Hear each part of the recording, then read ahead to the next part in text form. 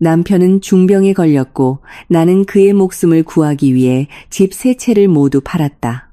수술이 성공적으로 끝난 날 그는 첫사랑의 손을 잡고 말했다. 재산 이전은 다 끝났어. 나는 눈물을 닦고 미소를 지으며 돌아섰고 주치의의 진료실 문을 밀고 들어갔다. 내 이름은 박민주, 35세, 서울에서 태어나고 자랐다. 그해 나는 내 인생이 벼랑 끝까지 갔다가 다시 끌어올려진 줄 알았다. 하지만 그 후에야 가장 무서운 것은 병이 아니라 내가 모든 것을 바친 순간 돌변하는 사람의 마음이라는 것을 깨달았다. 남편의 이름은 이지훈.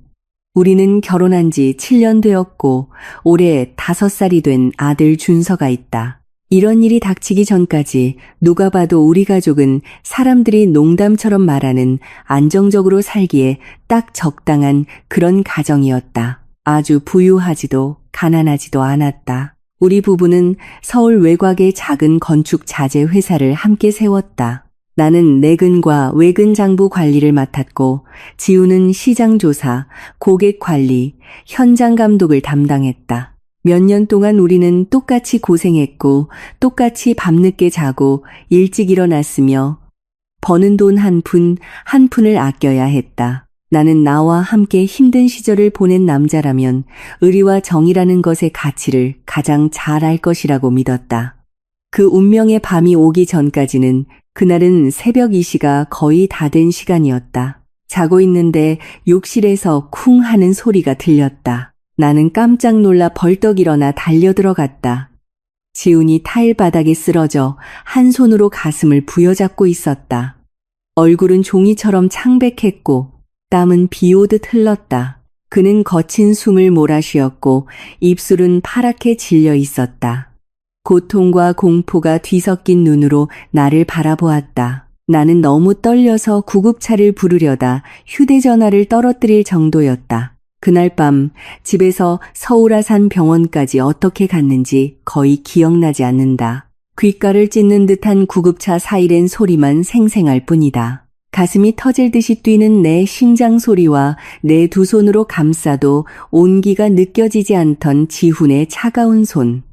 수많은 검사 끝에 의사가 나를 밖으로 불렀다. 복도의 차가운 백색 조명과 코를 찌르는 소독약 냄새. 당직과장은 나를 한참 바라보다가 아주 느린 목소리로 말했다. 가족분께서는 마음의 준비를 하셔야겠습니다. 남편분은 급성 심근경색을 동반한 중증 신부전입니다.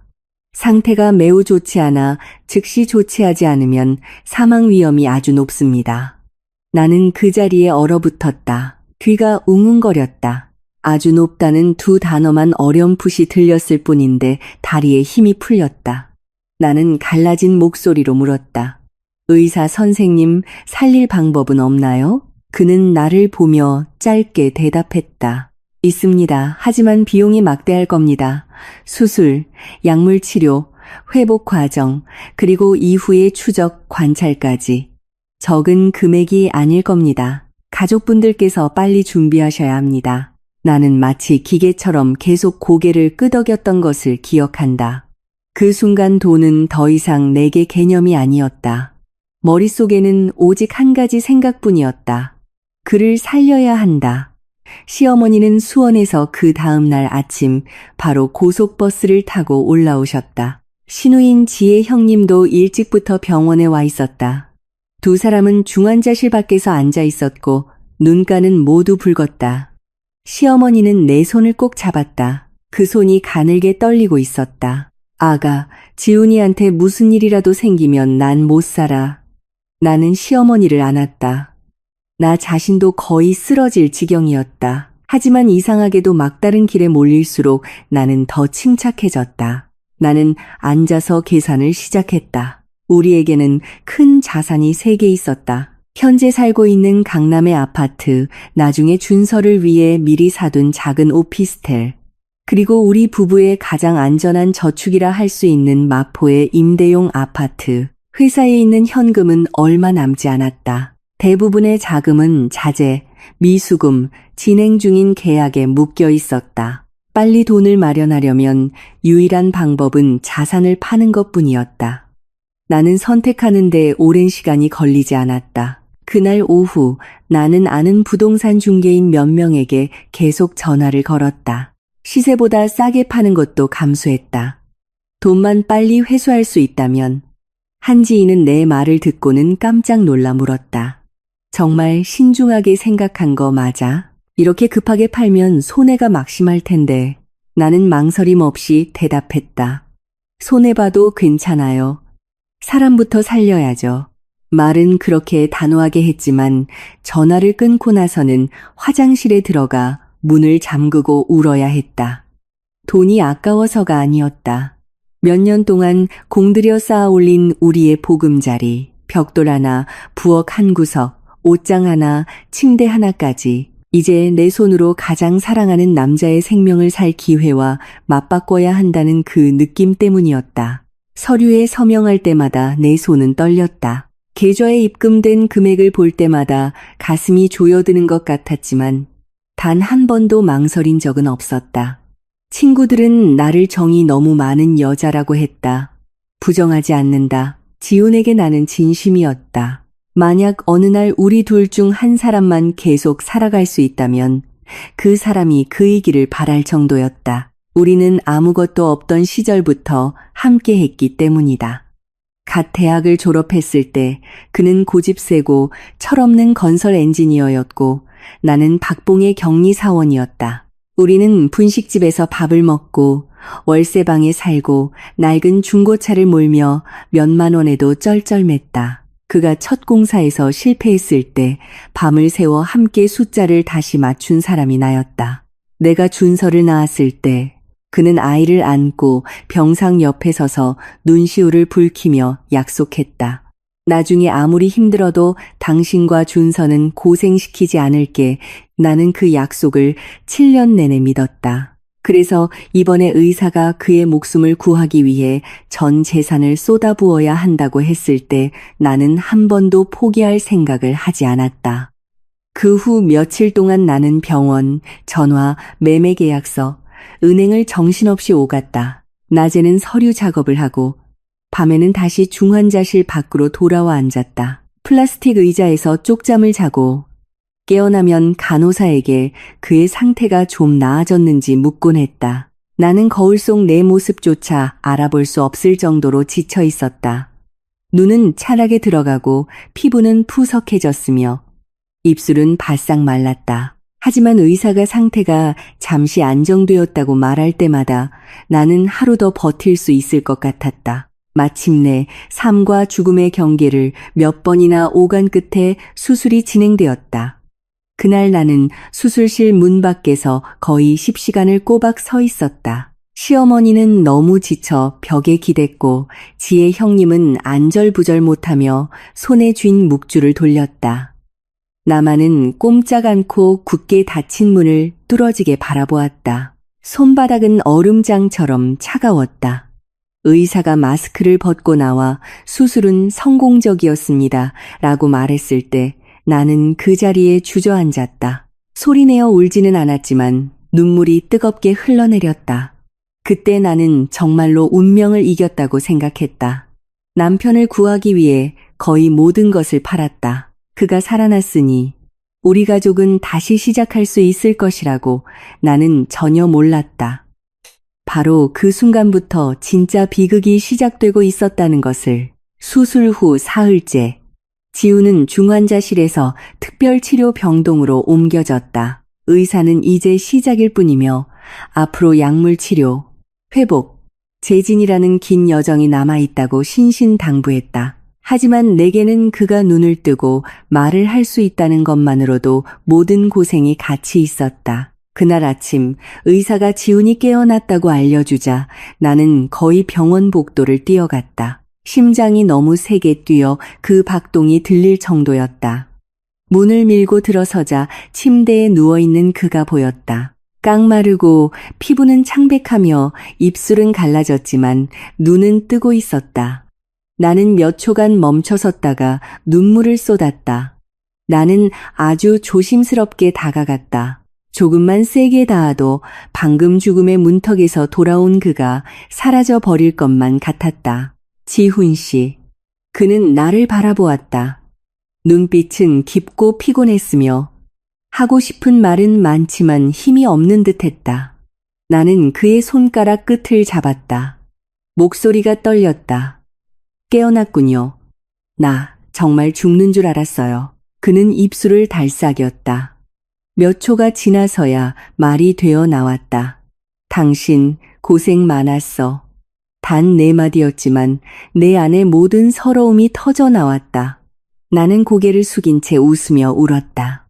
곁에 서 계시던 시어머니는 고개를 돌려 눈물을 닦으셨고 지혜 형님도 목이 메어 눈시울이 붉어졌다. 오후에는 지훈의 상태가 조금 더 나아졌다. 나는 조심스럽게 따뜻한 수건으로 그의 얼굴을 닦아주고 그가 물을 한 모금씩 마실 수 있도록 부축했다. 그날 하루 종일 내 머릿속에는 단 하나의 생각뿐이었다.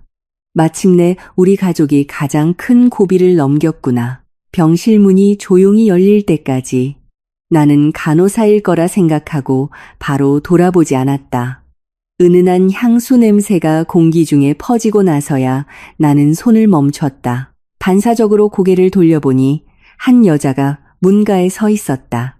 그녀는 크림색 원피스를 입고 머리는 가볍게 웨이브를 넣었으며 단정하게 화장하고 있었다. 손에는 커다란 흰 백합 다발을 들고 있었다. 그 얼굴은 몇 년이 지났어도 잊을 수 없었다. 지훈의 옛 연인 최유라였다.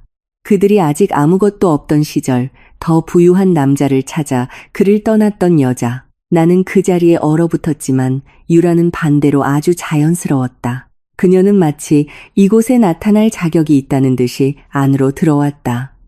시선은 나를 아주 빠르게 훑고 지나가 침대 위에서 멈췄다. 오빠 아프다는 소식 듣고 너무 걱정돼서 와봤어요. 그녀의 목소리는 부드럽고 가늘었으며 아주 능숙했다. 내가 반응하기도 전에 그녀는 꽃다발을 침대 옆 협탁에 내려놓고 몸을 숙여 지훈의 손을 잡았다. 그 동작이 너무나 자연스러워서 등골이 오싹했다. 지훈은 손을 빼지 않았다. 그는 유라를 바라보았다. 나를 볼 때와는 다른 표정이었다. 감사함도 쇠약함도 아니었다. 아주 부드럽고 낯선 무언가였다. 네가 여긴 어떻게 대학 동기 중 한 명이 알려줬어. 오빠 때문에 나 정말 무서웠단 말이야. 유라의 눈은 금세 붉어졌다. 나는 한 글자 한 글자를 똑똑히 들었지만 귀는 웅웅거렸다. 방금 전 재산을 팔아 그를 구한 사람은 나다. 사흘 밤낮을 중환자실 문 밖에서 지새운 사람도 나다. 손을 떨며 집문서에 서명한 사람도 나다. 하지만 지금 침대 옆에 서서 마치 한 번도 헤어진 적 없는 것처럼 다정한 목소리로 그의 손을 잡고 말하는 사람은 그녀였다. 시어머니는 노골적으로 얼굴을 찡그렸다. 지혜 형님은 침착하라는 듯 내 소매를 살짝 잡아당겼다. 나는 손에 쥔 종이컵을 찌그러뜨렸다. 그때서야 유라가 나를 향해 돌아보며 아주 옅게 웃었다.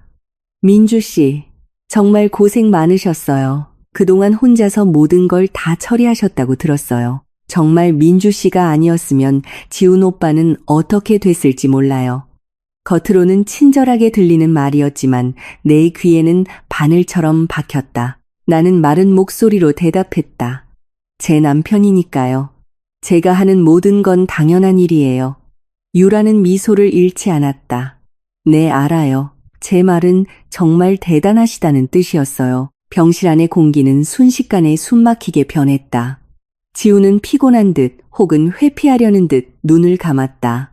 유라는 방금 전까지 내가 앉아있던 의자에 앉았다. 그녀는 대학 시절의 옛 이야기를 몇 가지 꺼냈고 내가 지훈에게서 한 번도 들어본 적 없는 추억들을 상기시켰다. 나를 섬뜩하게 만든 것은 그 이야기의 내용이 아니라 지훈이 듣는 태도였다. 그는 말을 많이 하지는 않았지만 가끔 입꼬리가 살짝 움직이는 것이 마치 어떤 부드러운 기억의 한 조각을 떠올리는 듯했다. 나는 옆에 앉아 내가 오히려 불청객인 것 같은 기분을 느꼈다. 잠시 후 유라가 일어섰다. 오빠, 푹 쉬어요. 또 올게요. 그건 질문이 아니라 단언이었다. 지우는 아주 살짝 고개를 끄덕였다. 나는 똑똑히 보았다. 그녀가 떠난 후 방은 쥐 죽은 듯 조용해졌다. 협탁에 놓인 흰 백합 다발은 숨이 막힐 정도로 짙은 향기를 내뿜었다. 나는 아침에 지훈을 위해 준비했던 물컵을 들러 다가갔다. 갑자기 손이 돌처럼 무겁게 느껴졌다. 시어머니가 한숨을 쉬었다. 지혜 형님이 나를 보며 낮은 목소리로 말했다. 재수 씨, 너무 깊게 생각하지 마요. 쟤 이제 막 깨어나서 정신없을 거야. 나는 미소 지었지만 그 미소가 얼마나 어색한지 나 자신도 알았다. 그날 밤 나는 병원 복도에 오랫동안 홀로 앉아 있었다. 의심하지 말자. 넘겨짚지 말자. 겨우 되찾은 평정을 옛 여자 하나 때문에 깨뜨리지 말자고 스스로에게 다짐했다. 하지만 어떤 것들은 한 번만 봐도 충분히 알 수 있었다. 지훈이 손을 빼지 않던 태도, 그가 유라를 바라보던 눈빛, 마치 오래전부터 그곳에 속했던 사람처럼 병실에 들어서던 그녀의 모습. 나는 차가운 타일 바닥에 길게 드리워진 내 그림자를 말없이 바라보았다. 마음속에서 처음으로 아주 불길한 예감이 피어올랐다. 내 싸움은 아직 끝나지 않았다는 느낌. 어쩌면 이제 막 시작된 것일지도 모른다. 유라가 병실에 다녀간 후 나는 더 이상 잠을 푹 잘 수 없었다. 낮에는 여전히 헌신적인 아내였다. 일찍 일어나 죽을 사고, 수건을 갈아주고, 의사에게 상태를 묻고, 약 먹을 시간을 메모하고, 회사에 남은 일을 처리하기 위해 전화를 걸었다. 하지만 밤이 되어 눈을 감기만 하면 그녀의 손이 지훈의 손 위에 놓여있던 장면이 떠올랐다. 아주 오래전부터 그가 내게 보여주지 않았던 부드러운 눈빛이 생각났다. 나는 침착해야 한다고 스스로에게 말했다. 어쩌면 그는 큰 병을 앓고 난 직후라 마음이 약해진 것일 수도 있다. 어쩌면 그냥 옛사람이 문병 온 것뿐일 수도 있다. 어쩌면 내가 너무 피곤하고 예민해서 과민하게 생각하는 것일 수도 있다. 하지만 이 세상에서 가장 무서운 것은 따귀를 세게 맞는 것보다 한 여자를 모든 환상에서 서서히 깨어나게 할 만큼 조용하고 꾸준히 가해지는 작은 상처들이다. 유라는 그 주에 2번 더 찾아왔다. 첫 번째는 수술한 사람에게 좋다며 귀한 보양식을 가져왔다. 2번째는 제주도에 있는 고급 재활센터 자료를 가져왔다. 목소리는 걱정으로 가득했다. 제가 꼼꼼히 알아봤는데 여기 시설이 아주 좋대요.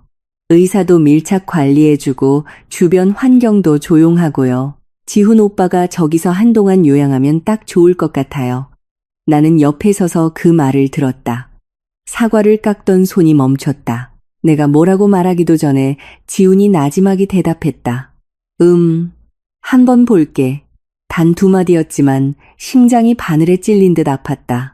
나는 집을 팔아 그의 수술비를 댔다. 나는 밤을 새워 그가 위기를 넘기길 지켰다. 나는 병원, 은행, 집을 사려는 사람들 사이를 발이 퉁퉁 붓도록 뛰어다녔다. 그런데 그녀는 그저 향기로운 모습으로 나타나 걱정스러운 말 몇 마디를 건넸을 뿐인데 마치 자신이 권리라도 있는 사람처럼 중요한 수술 후 결정에 끼어들 수 있었다. 그날 오후 시어머니는 일이 있어 하루 동안 수원에 내려가셔야 했다. 지혜 형님은 아이가 아파 바빴다.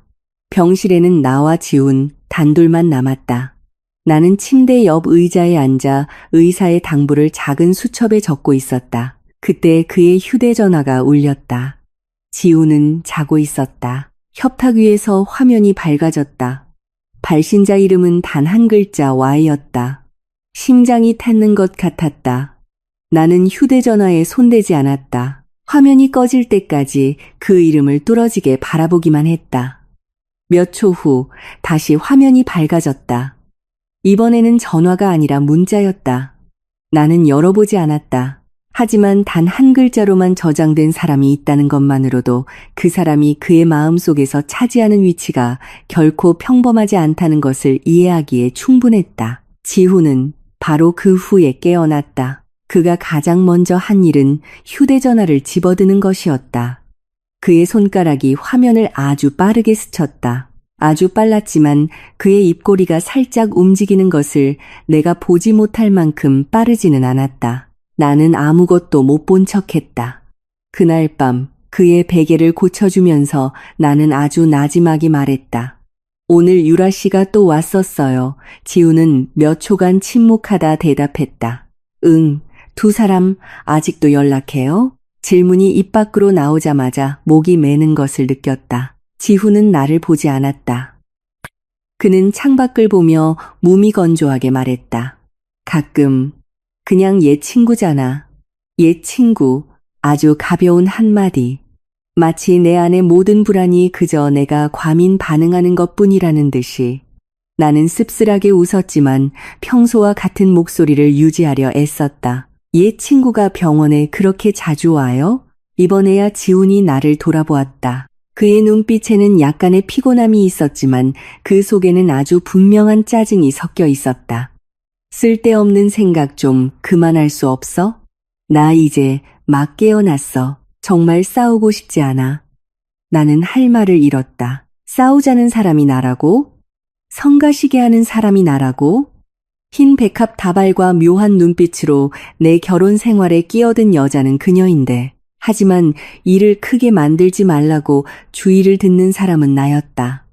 나는 더 이상 아무 말도 하지 않았다. 그날 밤 지훈이 잠들었을 때 나는 화장실에 들어가 수도꼭지를 세게 틀고 세면대에 두 손을 짚었다. 거울 속의 얼굴은 낯설고도 우스꽝스러웠다. 쾅 타고 피곤하고 눈은 충혈되어 있었다. 남편을 구하기 위해 거의 전 재산을 판 여자가 이제는 남편이 옛 연인과 병원에서 만나는 것을 문제 삼지 않는다는 이유만으로 눈물을 삼키는 법을 배워야 했다. 나는 스스로에게 물었다. 언제부터 내가 이렇게까지 비굴해졌을까? 그 후 며칠 동안 나는 더 주의 깊게 관찰하기 시작했다. 지우는 이전보다 휴대전화를 더 자주 만졌다. 내가 방에 들어서는 순간 그는 이불 밑으로 휴대전화를 엎어놓곤 했다. 내 앞에서는 받지 않는 전화도 있었다. 한 번은 그가 말했다. 나 피곤한데 매점 가서 따뜻한 우유 한 잔만 사다 줄 수 있어? 나는 갔다. 하지만 돌아오는 길에 병실 문이 작은 유리창을 통해 그가 통화하는 모습을 보았다. 그의 표정은 아주 부드러웠고 입꼬리는 살짝 올라가 있었다. 나는 그가 무슨 말을 하는지 들을 수는 없었지만 보기만 해도 그것이 동업자나 평범한 친구와 이야기하는 남자의 모습이 아니라는 것을 알 수 있었다. 나는 바로 문을 밀고 들어가지 않았다. 복도에 말없이 서 있었다. 마치 누군가가 내 심장을 쥐어짜는 것 같았다. 한참이 지나서야 나는 평온한 표정을 되찾고 아무것도 보지 못한 척 우유를 들고 들어갔다. 지훈이 고개를 들었다.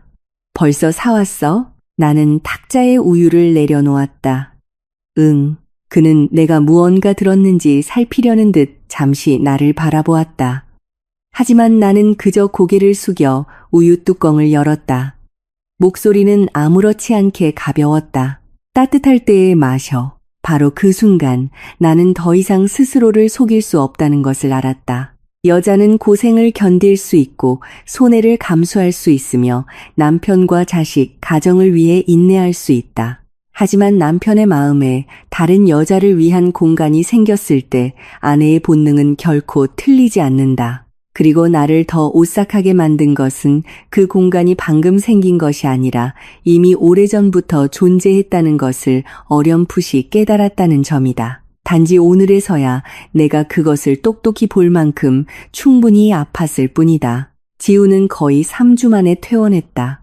퇴원하기 전 의사는 이 시기에는 절대 방심해서는 안 된다고 신신당부했다. 약은 정해진 시간에 정량을 복용해야 하고 음식은 가려 먹어야 하며 정신적으로 안정되어야 하고 재진은 정해진 날짜에 와야 했다. 나는 마치 조금만 더 조심하면 이 가정이 정말로 폭풍우를 이겨낼 수 있을 것처럼 수천 몇 장을 빽빽이 채워가며 한 줄 한 줄 기록했다. 하지만 퇴원일이 가까워질수록 마음속에 돌처럼 무겁고 불길한 무언가가 자라나는 것을 느꼈다. 지우는 더 이상 유라와의 연락을 숨기지 않았다. 내 앞에서는 여전히 평범하게 행동했지만 나를 숨막히게 하기에 충분한 작은 단서들이 있었다. 한 번은 내가 약을 들고 들어서자마자 그가 재빨리 휴대전화 화면을 껐다.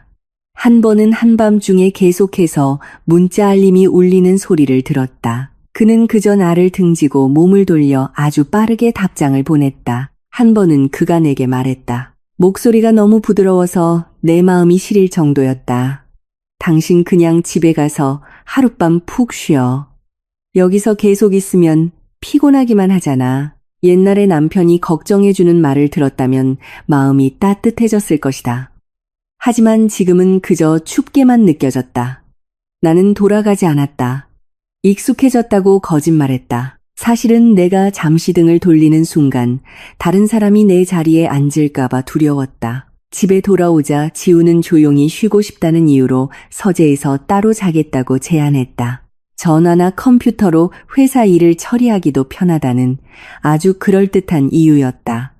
시어머니도 그 말을 듣고 고개를 끄덕였다.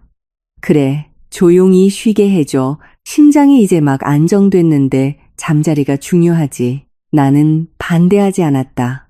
나는 그 문이 한번 닫히면 단지 두 방 사이를 가로막는 것이 아니라 두 사람 사이를 완전히 가로막게 될 것이라는 것을 알았다. 하지만 나는 여전히 고개를 끄덕였다. 당신 편한 대로 해요. 내가 정리해 줄게.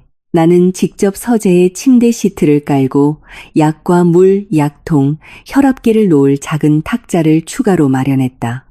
나는 내가 너무 세심해서 스스로도 우스꽝스럽다고 느꼈다. 남편은 등 뒤에서 나를 속이고 있는데 나는 여전히 방금 죽음의 문턱에서 돌아온 사람을 돌보는 것처럼 조심스러웠다. 따로 잔 첫날 밤 나는 거의 날이 셀 때까지 뒤척였다. 새벽 2시쯤 목이 말라 부엌으로 나갔다. 서재의 불은 여전히 켜져 있었고 문은 살짝 열려 있었다. 나는 조용히 멈춰섰다. 안에서 지훈이 통화하고 있었다. 그의 목소리는 낮았지만 간간히 들리는 조각난 말들을 듣기에는 충분했다. 알아. 조급해하지 마. 며칠만 더 기다려. 지금은 때가 아니야. 나는 어두운 복도 한가운데서 꼼짝 않고 서 있었다. 머리가 저려왔다. 나는 화면을 보지 않아도 전화기 저편에 누가 있는지 알 수 있었다. 다음 날 아침 지훈이 씻으러 갔을 때 그의 휴대전화가 책상 위에 놓여 있었다. 나는 침대 가장자리에 앉았다. 손바닥이 얼음장처럼 차가웠다. 나는 오랫동안 여러 밤을 고민했다. 나는 항상 이 결혼을 존중한다면 그런 짓을 해서는 안 된다고 스스로에게 말했다. 하지만 오늘 나는 한 가지를 분명히 깨달았다. 경계를 지키지 않은 사람은 지훈이라는 것을. 나는 휴대전화를 집어들었다.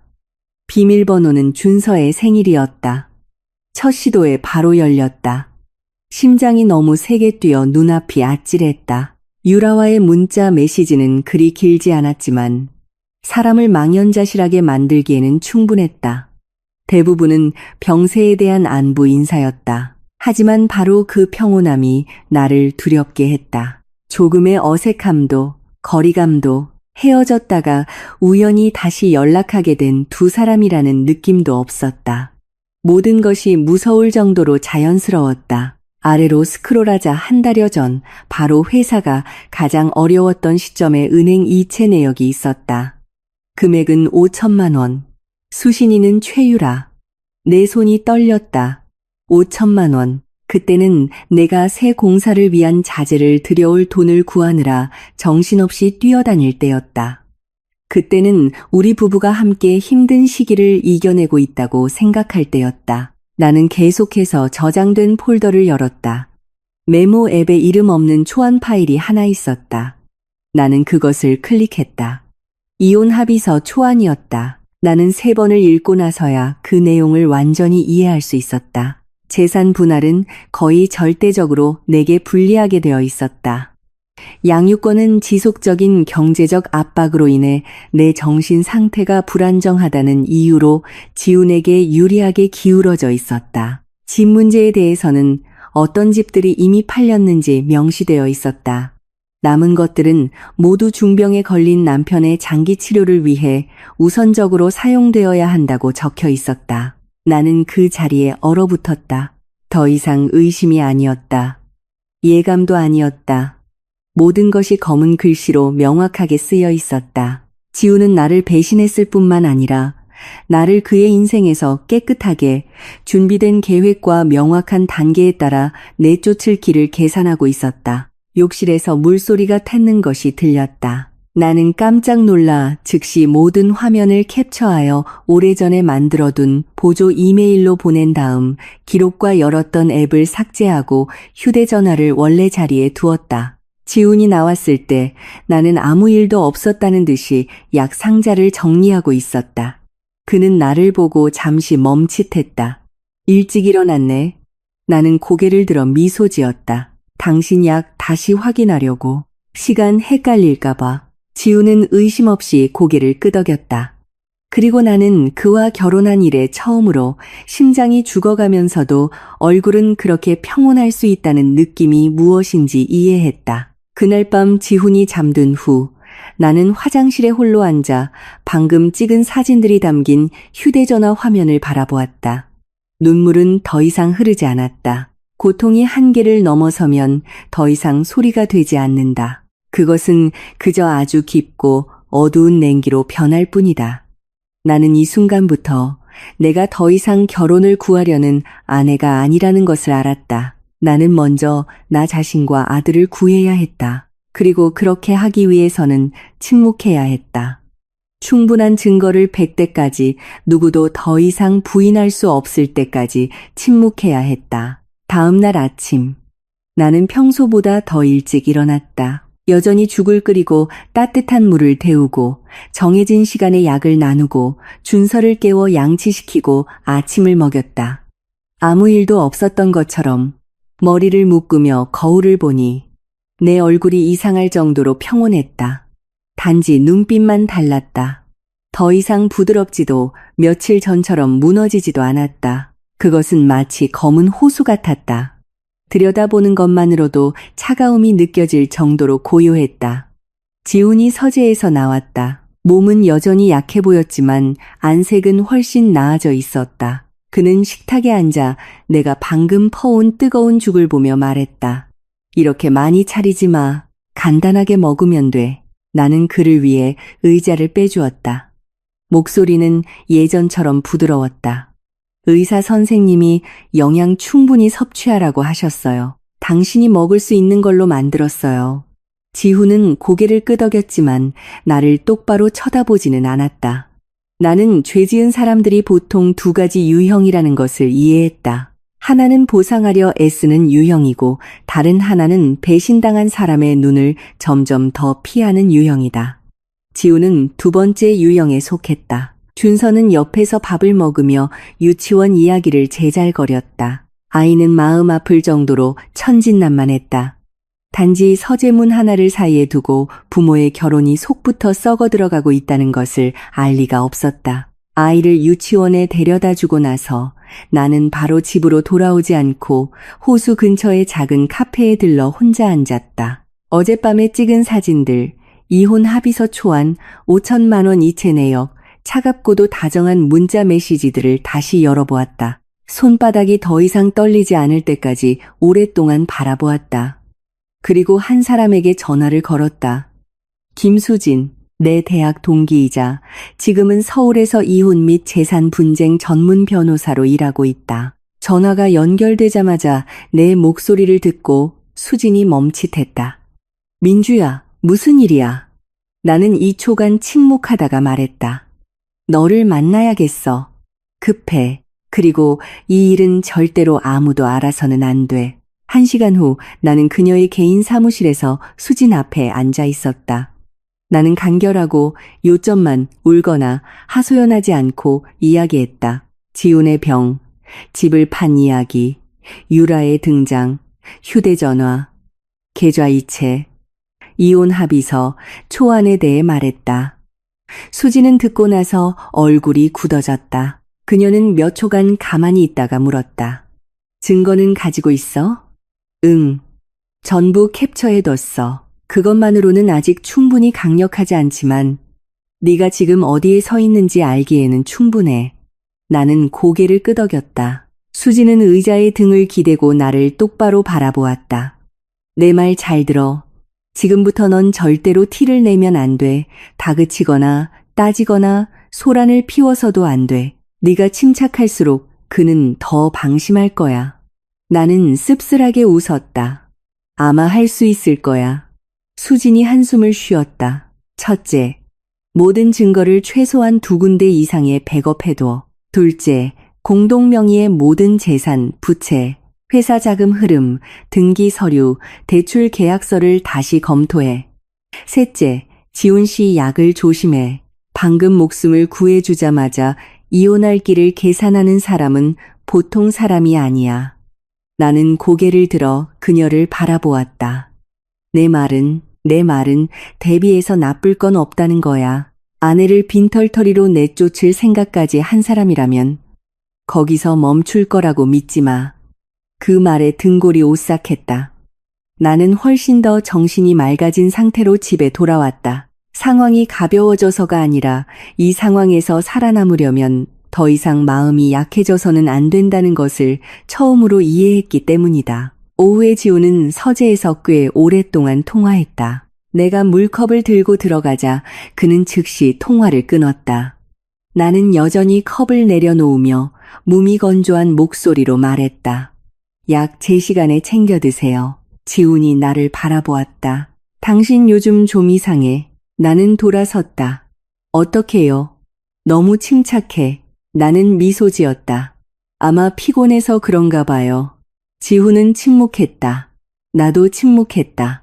우리 둘 다 우리 사이에 보이지 않는 벽이 있다는 것을 알고 있었지만 아직 아무도 그것을 정면으로 부수지 않았을 뿐이다. 그날 밤 지훈이 잠든 것을 기다려 나는 낡은 컴퓨터를 켜고 회사 서류 전체를 다시 뒤지기 시작했다. 나는 원래 주된 장부 담당자였지만 최근 몇 달간 아이와 집안일로 바빠서 많은 큰 거래들을 지훈이 직접 처리했다. 파고들수록 이상한 점이 보였다. 이유가 불분명한 몇 건의 출금 내역이 있었다. 아주 낯선 이름의 회사와 맺은 중개 컨설팅 계약이 있었다. 외부인이 보면 평범해 보일 정도로 의도적으로 짧게 쓴 애매한 메모들이 있었다. 나는 하나하나 사진을 찍었다. 볼수록 이 일이 단순히 불륜이 아니라는 것을 깨달았다. 이것은 재산 은닉을 위한 준비였다. 앉아있는데 수진에게서 문자가 왔다. 한 가지만 기억해. 지금부터 넌 배신당한 아내가 아니야. 넌 증거를 수집하는 사람이야. 나는 그 문장을 오랫동안 되뇌었다. 창밖에는 어느새 서울에 비가 내리고 있었다. 빗방울이 지붕과 난간, 유리창을 가볍게 두드렸다. 집 전체가 어둡고 차가웠다. 서재에서는 내가 목숨보다 더 사랑했던 남자가 잠들어 있었다. 그는 지금 이 순간 그가 다 끝났다고 생각하는 여자가 진실의 조각들을 하나씩 맞춰나가고 있다는 것을 알지 못했다. 나는 더 이상 그에게 왜 그랬는지 묻고 싶지 않았다. 내가 집을 팔아 자신을 구하는 동안 이혼 합의서 초안을 작성한 순간 모든 대답은 무의미해졌다. 지금 내게 필요한 것은 자백이 아니라 내가 떠날 때 빈손이 아니게 해줄 강력한 증거였다. 수진을 만나고 온 날부터 나는 마치 한 몸에 두 사람이 사는 것처럼 살기 시작했다. 한 사람은 여전히 시장을 보고 밥을 하고 아이를 데려다주고 남편의 약을 챙기고 재진 시간을 알려주었다. 집안에 아무런 균열도 없는 것처럼 부드럽게 말했다. 다른 한 사람은 매일 밤 컴퓨터 화면 앞에 차갑게 앉아 마치 조금만 방심하면 자신과 아들이 나락으로 떨어질 것처럼 거래 내역 한 줄, 지출 항목 하나, 계약서 하나, 서명 하나를 샅샅이 뒤졌다. 인정해야 했다. 지훈은 매우 신중했다. 만약 그의 휴대전화에 이혼 합의서 초안이 없었다면 나는 아마도 그가 잠시 옛 연인에게 마음이 흔들렸을 뿐이라고 스스로를 속였을 것이다. 하지만 회사의 자금 흐름을 깊이 파고들수록 모든 것이 결코 우발적인 일이 아니라는 것이 분명해졌다. 그것은 치밀한 준비 과정이었다. 작년 말에 회사 창고를 담보로 3억 원이 넘는 대출이 실행되었다. 서류상의 이유는 운영 자금 보충이었지만 그 돈은 익숙한 자재 구매 항목으로 들어가지 않았다. 아주 낯선 이름의 중개회사를 거쳐 여러 차례에 걸쳐 다른 계좌들로 쪼개져 나갔다. 그 중에는 최유라라는 이름의 개인 계좌도 있었다. 이번에는 5천만 원이 아니었다. 총액은 거의 1억 원에 달했다. 나는 화면 속의 숫자를 보며 손이 차갑게 식었다. 1억 원. 지훈이 내게 한 번도 언급한 적 없는 돈이었다. 그때는 그가 여전히 집에 와서 밥을 먹고 아이를 안고 내 옆에 누워 내일은 고객 만나러 가야 해. 주말에는 준서 데리고 놀러 가자. 이번 달은 미수금이 좀 빡빡하네. 같은 아주 평범한 말들을 하던 때였다. 그는 매일 함께 사는 동안 나를 속였다. 나는 모든 거래 내역을 캡처하여 조심스럽게 2개의 다른 이메일에 저장한 후 수진에게도 보냈다. 거의 30분 후 그녀에게서 전화가 왔다. 민주야, 이거 내가 생각했던 것보다 심각해. 나는 벽에 등을 기댄 채 아주 낮은 목소리로 말했다. 되찾을 수 있을까? 되찾으려면 이것이 혼인 기간 중에 형성된 재산이거나 회사 자금이 부당하게 유용되었다는 것을 증명해야 해. 하지만 우선은 유라가 단순히 돈을 받은 사람이 아니라는 것을 보여줄 추가 증거가 필요해. 나는 침묵했다. 수지는 내가 무슨 생각을 하는지 바로 알아차렸다. 그 여자 사는 곳 주소 알아? 지역은 알아. 예전에는 전 남편이랑 타워팰리스에 살았어. 지금은 거기 없겠지. 네가 직접 찾아가지 마. 내가 사람 시킬게. 나는 휴대전화를 꽉 쥐었다. 수진아, 난 소란 피우고 싶지 않아. 적어도 지금은 아니야. 걱정 마. 알아들었어. 이틀 후 수지는 내게 서초구의 한 고급 오피스텔 주소와 함께 짧은 메모를 보내왔다. 최유라는 여기서 월세로 살고 있음. 혼자 살고 재정 상태 불안정. 신용카드 빚과 개인 대출 몇 건 있음. 나는 메시지를 오랫동안 바라보았다. 역시 그랬다. 그녀가 돌아온 것은 아름다운 옛사랑 때문이 아니었다. 돈 때문이었다. 그날 오후 지우는 내게 저녁에 옛 동업자를 만나 자재 문제를 논의하기로 해서 늦을 수도 있다고 말했다. 나는 준서에게 과일을 깎아주고 있었다. 그 말을 듣고 고개를 들어 물었다. 혼자 가요? 지훈이 잠시 멈칫했다. 응. 왜? 나는 고개를 저었다. 아니에요. 그냥 약 챙겨가라고 말해주려고요. 지훈은 고개를 끄덕이며 내 시선을 피했다. 나는 그의 뒷모습이 문 뒤로 사라지는 것을 보고는 조용히 방으로 들어가 아이 옷을 갈아입혔다. 그리고 친한 이웃집 언니에게 회사 서류를 가지러 가야 한다며 1시간만 준서를 봐달라고 부탁했다. 나는 처음부터 지훈을 미행할 생각은 없었다. 단지 한 가지를 확인하고 싶었을 뿐이다. 서초구 오피스텔 주차장에서 나는 택시 안에 앉아 거의 40분 동안 정문 로비를 바라보았다. 지훈의 차가 멈췄다.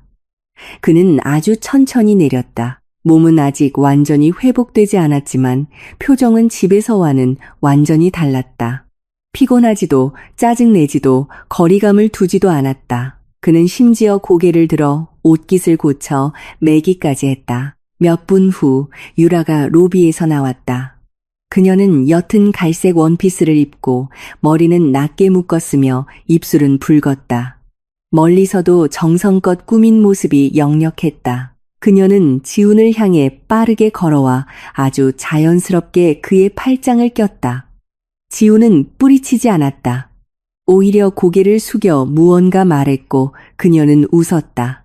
나는 택시 안에서 무릎 위에 놓인 핸드백을 두 손으로 꽉 쥐었다. 처음 병원에서 그녀를 봤을 때처럼 숨이 막힐 정도로 아플 줄 알았다. 하지만 아니었다. 그때의 느낌은 더 이상 아픔이 아니었다.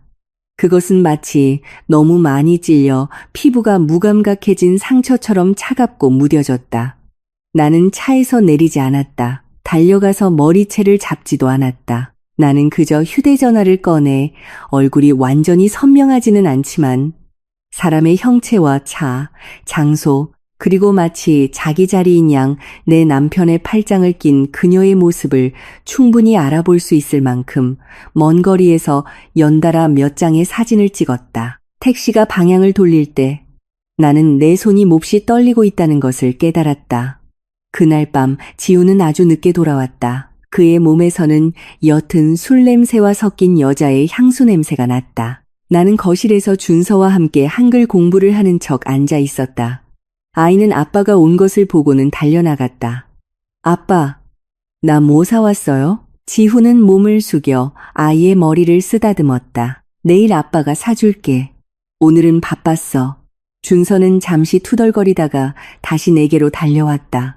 나는 고개를 들어 지훈을 보았다. 어떤 동업자길래 그렇게 기분이 좋아 보여요? 지훈이 아주 살짝 놀랐다. 뭐라고? 그냥 오늘따라 당신 안색이 좋아 보여서요. 나는 물처럼 부드러운 목소리로 웃었다. 지훈은 잠시 나를 바라보다가 돌아섰다. 일이 좀 풀렸을 뿐이야. 나는 고개를 끄덕이고 더 묻지 않았다. 하지만 바로 그날 밤 지훈이 잠든 후 나는 휴대전화를 열어 서초에서 찍은 사진들을 다시 보았다. 한 사진에서는 유라의 손이 그의 팔꿈치에 놓여 있었다. 다른 사진에서는 지훈이 그녀의 말을 더 잘 들으려는 듯 몸을 살짝 기울이고 있었다. 그 거리는 결코 옛 친구라고만 생각하는 두 사람의 거리가 아니었다. 나는 어둠 속에서 오랫동안 앉아 있다가 모든 사진을 수진에게 보냈다. 함께 보낸 메시지는 단 한 문장이었다. 그들이 언제부터 사랑했는지는 더 이상 알고 싶지 않아. 난 그냥 그들이 우리 모자에게서 가져간 것을 어떻게 되돌려 받아야 하는지만 알고 싶어. 서초구 오피스텔까지 지훈을 따라간 그날 밤 이후 나는 더 이상 어떠한 환상도 품지 않았다. 이전까지는 확인을 위해 시간이 더 필요하다고 생각했다면 이제는 모든 것이 너무나 명확해졌다. 내가 집을 판 돈으로 수술대에서 살아난 남자는 자기 자신만의 탈출구를 차근차근 준비하고 있었다. 그리고 그곳에는 나와 아들을 위한 자리가 없었다. 하지만 명확해질수록 나는 스스로를 더욱 침착하게 다잡았다. 내가 먼저 화를 내면 먼저 지는 것은 나라는 것을 아주 잘 알고 있었기 때문이다. 그 후 며칠 동안 나는 관찰 방식을 바꿨다. 나는 더 이상 지훈의 휴대전화나 시간만을 주시하지 않았다. 나는 돈에 대한 그의 태도에도 주목하기 시작했다. 내가 임대용 아파트를 팔고 남은 돈에 대해 언급할 때마다 그의 눈빛은 아주 빠르게 변했다.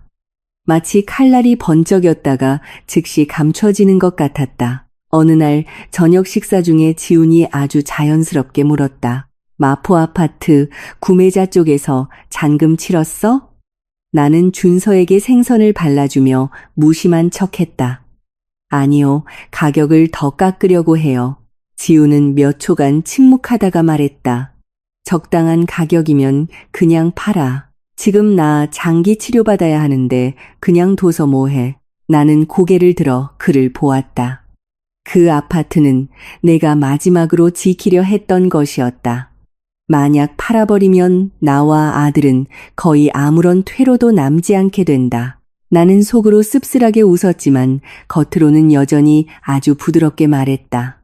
알았어요.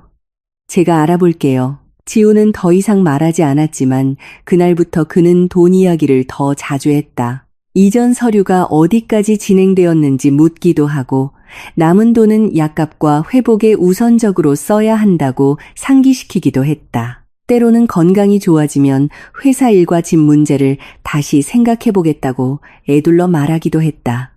듣기에는 모두 합리적이었지만 나는 그가 초조해하고 있다는 것을 알았다. 그는 돈이 최대한 빨리 자기 손에 들어오기를 초조하게 기다리고 있었다. 그날 밤 새벽 일시가 거의 다 되었을 때 휴대전화 벨 소리에 잠이 깼다. 내 것이 아니라 서재에서 울리는 지훈의 것이었다. 나는 어둠 속에서 벌떡 일어났다. 심장이 쿵쾅거렸다. 집안은 고요했다. 벨 소리는 2번 울리고 그쳤다. 몇 초 후 서재문이 아주 조용히 열렸다. 나는 침실 문틈으로 눈을 가늘게 뜨고 가만히 누워 있었다. 지훈이 복도로 나와 한 손에는 휴대전화를 들고 다른 한 손으로는 벽을 짚으며 아주 조용히 걸었다. 그는 집 뒤편 베란다로 나가서야 전화를 받았다. 나는 조용히 침대를 빠져나와 맨발로 부엌 뒤편으로 가서 어두운 구석에 숨었다. 지훈의 목소리는 아주 낮았지만 밤이 너무 조용해서 간간이 끊어지는 말들을 들을 수 있었다. 네가 돈 필요한 건 알지만 지금 당장 이 채는 안 돼. 지금 나를 그렇게 몰아붙이지 마. 나는 그 자리에 얼어붙었다. 저편에서는 여자의 목소리가 들렸지만 정확한 단어는 알 수 없었다. 하지만 그 억양만은 내가 알아들을 수 있었다. 유라였다. 지훈이 말을 이었다. 이번에는 더 날카로웠다. 말했잖아. 서류 처리가 아직 안 끝났다고. 그 집만 팔리면 현금이 생겨. 그러니까 좀 진정해. 나는 문틀을 손톱이 아플 정도로 꽉 쥐었다. 불륜뿐만이 아니었다. 유라는 돈을 재촉하고 있었다. 그리고 지훈은 내가 마지막 아파트를 팔아 그 돈을 그녀에게 주기만을 기다리고 있었다. 등골을 타고 흐르는 냉기를 채 삼키기도 전에 저편에서 무언가 아주 거친 말을 한 듯했다. 지훈은 목소리를 완전히 낮췄다. 말했잖아. 그런 얘기 전화로 하지 말라고. 너 미쳤어. 내가 해결한다고 했잖아. 근데 제가 직접 팔아서 직접 내놓게 해야 깨끗하다고. 한 글자 한 글자가 마치 얼음물 한 바가지를 얼굴에 끼얹는 것 같았다. 제가 직접 팔아서 직접 내놓게 해야 깨끗하다고. 내가 잘못 들은 것이 아니었다. 내가 넘겨짚은 것도 아니었다. 그는 내가 스스로 남은 재산을 끌어모아 그에게 바치도록 계획하고 있었다. 지훈은 베란다에 몇 분 더 서 있었다. 나는 한 발짝도 움직일 엄두를 내지 못했다. 그가 돌아올 때 나는 이미 침대로 돌아와 이불을 목까지 덮고 잠든 척하고 있었다. 침실 문은 열리지 않았다. 그는 곧장 서재로 돌아갔다. 하지만 그날 밤 나는 눈을 감을 수 없었다. 나는 날이 셀 때까지 천장을 바라보았다. 머릿속에서는 단 한 문장이 계속 반복되었다. 제가 직접 팔아서 직접 내놓게 해야 깨끗하다고. 나는 이토록 모욕감을 느껴본 적이 없었다. 나는 배신이 가장 아플 것이라고 생각했다. 아니었다. 가장 아픈 것은 내가 사랑하는 사람이 나를 배신했을 뿐만 아니라 나를 어리석은 장기말로 여기고 조금만 잘 구슬리면 가진 모든 것을 스스로 갖다 바칠 것이라고 생각하는 것이었다. 다음 날 아침, 나는 여느 때처럼 일찍 일어나 아침을 준비했다. 지훈이 식탁에 앉았다. 늦게까지 깨어있어 안색이 조금 피곤해 보였지만 여전히 평범한 척했다. 나는 그의 앞에 죽그릇을 놓았다. 어젯밤에 잠 잘 못 잤어요? 지훈이 아주 살짝 멈칫했다. 응. 심장이 좀 두근거려서 잠깐 깼어. 나는 고개를 끄덕였다. 그럼 오늘 더 쉬어요. 휴대전화 너무 많이 보지 말고요. 지훈이 나를 살피듯 바라보았다. 당신 요즘 예리하네. 나는 미소 지었다. 당신을 잃을까봐 두려워서요. 그 말이 입 밖으로 나오자마자 나 자신도 비꼬는 것 같아 목이 메었다. 지훈은 대답하지 않았다. 옆에 있던 준서가 순진하게 물었다. 엄마, 우리 언제 이사 가요? 나는 아이를 돌아보았다. 손이 공중에서 멈췄다. 누구한테 들었어? 아빠가 그랬어요. 집 팔면 다른 데서 살 거라고요. 나는 천천히 고개를 들어 지훈을 보았다. 식탁을 사이에 두고 우리의 시선이 단 1초간 마주쳤다. 하지만 그것만으로도 그가 내 아들 머릿속에까지 준비를 시작했다는 것을 이해하기에 충분했다. 나는 고개를 숙여 준서에게 죽을 더 퍼주었다. 목소리는 여전히 부드러웠다. 그건 엄마가 생각해 볼게. 그리고 나는 일어나 물을 따르러 부엌으로 갔다. 등을 돌리는 순간 내 얼굴은 싸늘하게 굳었다. 그날 밤 나는 수진에게 전화를 걸었다. 이번에는 더 이상 하소연하지 않았다. 나는 한밤중의 통화, 마지막 아파트에 대한 지훈의 초조함, 그리고 그가 아들 머릿속에 이사 이야기를 심기 시작한 것에 대해 아주 명확하게 말했다. 수지는 듣고 나서 몇 초간 침묵하다가 말했다. 민주야, 네가 한 발 앞서 나가야 해. 돈이 그놈 손에 들어가게 둬선 안 돼. 나는 어둠 속에 앉아 쉰 목소리로 말했다. 알아. 그리고 지금부터 네가 그에게 하는 모든 말에는 목적이 있어야 해. 나는 휴대전화를 꽉 쥐었다. 응. 그날 밤 나는 모든 증거 폴더를 다시 열고 새로운 파일을 하나 더 만들었다. 파일 이름은 내가 침묵하면 우리 모자는 모든 것을 잃는다였다. 나는 지금부터 싸움이 더 이상 지훈이 유라를 사랑하는지 여부에 있지 않다는 것을 아주 잘 알고 있었다. 이제 싸움은 누가 먼저 손을 쓰느냐에 달려 있었다. 다음 날 아침, 나는 먼저 마포 아파트 이야기를 꺼냈다. 지훈은 약을 먹고 있다가 내 말을 듣고는 아주 빠르게 고개를 들었다. 그의 눈에는 감추지 못한 기대감이 번뜩였다. 나는 맞은편에 앉아 평온한 목소리로 말했다. 어제 부동산 중개인에게 다시 전화해봤어요. 지훈이 물컵을 내려놓았다. 뭐래요? 정말 사려는 사람이 있긴 한데 가격을 너무 후려쳐요. 지금 팔면 우리 손해가 너무 커요. 지훈은 2초간 침묵하다가 말했다. 조금 손해보는 게 그냥 두는 것보다 나아. 지금은 치료비가 우선이잖아. 나는 그의 얼굴을 똑바로 바라보았다. 한때는 그가 이런 말을 한마디만 해도 나는 생각할 필요도 없이 바로 고개를 끄덕였을 것이다. 하지만 지금은 그저 우스꽝스럽게 느껴질 뿐이었다. 그의 치료비를 걱정하는 사람은 그가 아니었다. 헐값에 팔라고 압박받고 마지막 한 푼까지 털리는 사람도 그가 아니었다. 그런데도 그는 그 말을 아무렇지 않게 가볍게 했다. 나는 고개를 숙여 약 상자를 정리하며 아주 느린 목소리로 말했다. 저도 그렇게 생각해요. 하지만 꼼꼼히 계산해 봤는데 지금 급하게 팔면 손에 쥐는 돈이 얼마 안 돼요. 당신은 아직 재진 일정도 많이 남았는데 나중에 정말 급하게 돈이 필요하면 그때는 우리한테 아무것도 없을 거예요. 지훈이 나를 바라보았다. 눈이 가늘어졌다. 내 말은 안 팔겠다는 거야? 나는 고개를 들어 아주 옅게 미소 지었다. 제 말은 일단은 팔지 않겠다는 거예요. 시간을 좀 더 갖고 더 좋은 가격을 기다리거나 적어도 당신이 더 안정될 때까지요. 회사가 좀 정리되면 그때 다시 생각해요. 단 한마디였지만 지훈의 안색은 확연히 달라졌다. 너무 뚜렷하지는 않았지만 입꼬리가 굳어지고 눈빛이 부드러움을 잃었다. 나는 그가 기분 나빠하는 것을 보았고 그 불쾌함은 내 안의 모든 의심이 옳았다는 것을 확인시켜 주었다. 지훈은 바로 말하지 않았다. 그는 감정을 감추려는 듯 휴대전화를 집어들어 몇 번이고 스크롤하다가 대답했다. 내가 잘 생각해봤다면야. 듣기에는 부드러웠다. 하지만 나는 그가 초조해하기 시작했다는 것을 이해했다. 그날 하루 종일 그는 서재에 틀어박혀 있었다. 휴대전화는 계속 울렸다. 한 번은 내가 물을 들고 들어갔을 때 그의 화면이 막 꺼지는 것을 보았다. 한 번은 그가 방 안을 서성이는 소리를 들었다. 발걸음이 무겁고 빨랐다. 점심때 그는 거의 먹지 않았다. 준서가 순진하게 물었다. 아빠, 우리 언제 이사 가요? 지훈이 대답하기도 전에 나는 아이에게 밥을 더 퍼주었다. 목소리는 자연스러웠다. 이사 안 가, 아들. 우리 집은 계속 여기야.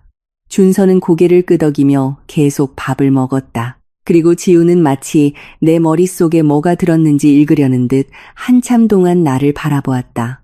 그날 밤 수지는 내게 몰래 모아둬야 할 서류 목록을 보내왔다.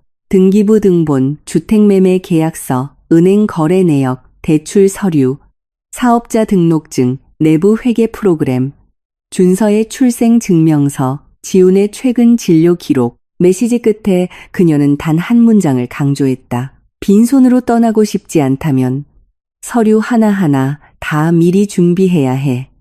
나는 메시지를 읽고 오랫동안 말없이 앉아 있었다. 이곳은 내가 지훈과 함께 100년해로 할 것이라고 생각했던 집이었다. 거실의 원목 찬장은 회사가 처음으로 흑자를 낸 해에 우리 부부가 아껴서 산 것이었다. 이 식탁은 준서가 자라면서 가족이 다 함께 모일 수 있는 따뜻한 공간이 있었으면 하는 마음에 내가 직접 고른 것이었다. 심지어 창가의 크림색 커튼도 작년 설에 바꾼 것이었다. 지훈이 집이 환해 보인다고 말했기 때문이다. 나는 한때 이 보금자리를 너무나 사랑해서 그것을 온전하게 지킬 수만 있다면 모든 손해를 감수할 수 있다고 생각했다. 하지만 이제는 알았다.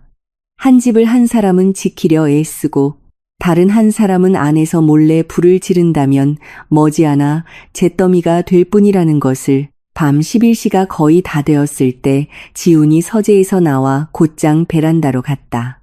나는 준서의 침실에 앉아 옷을 개고 있었다.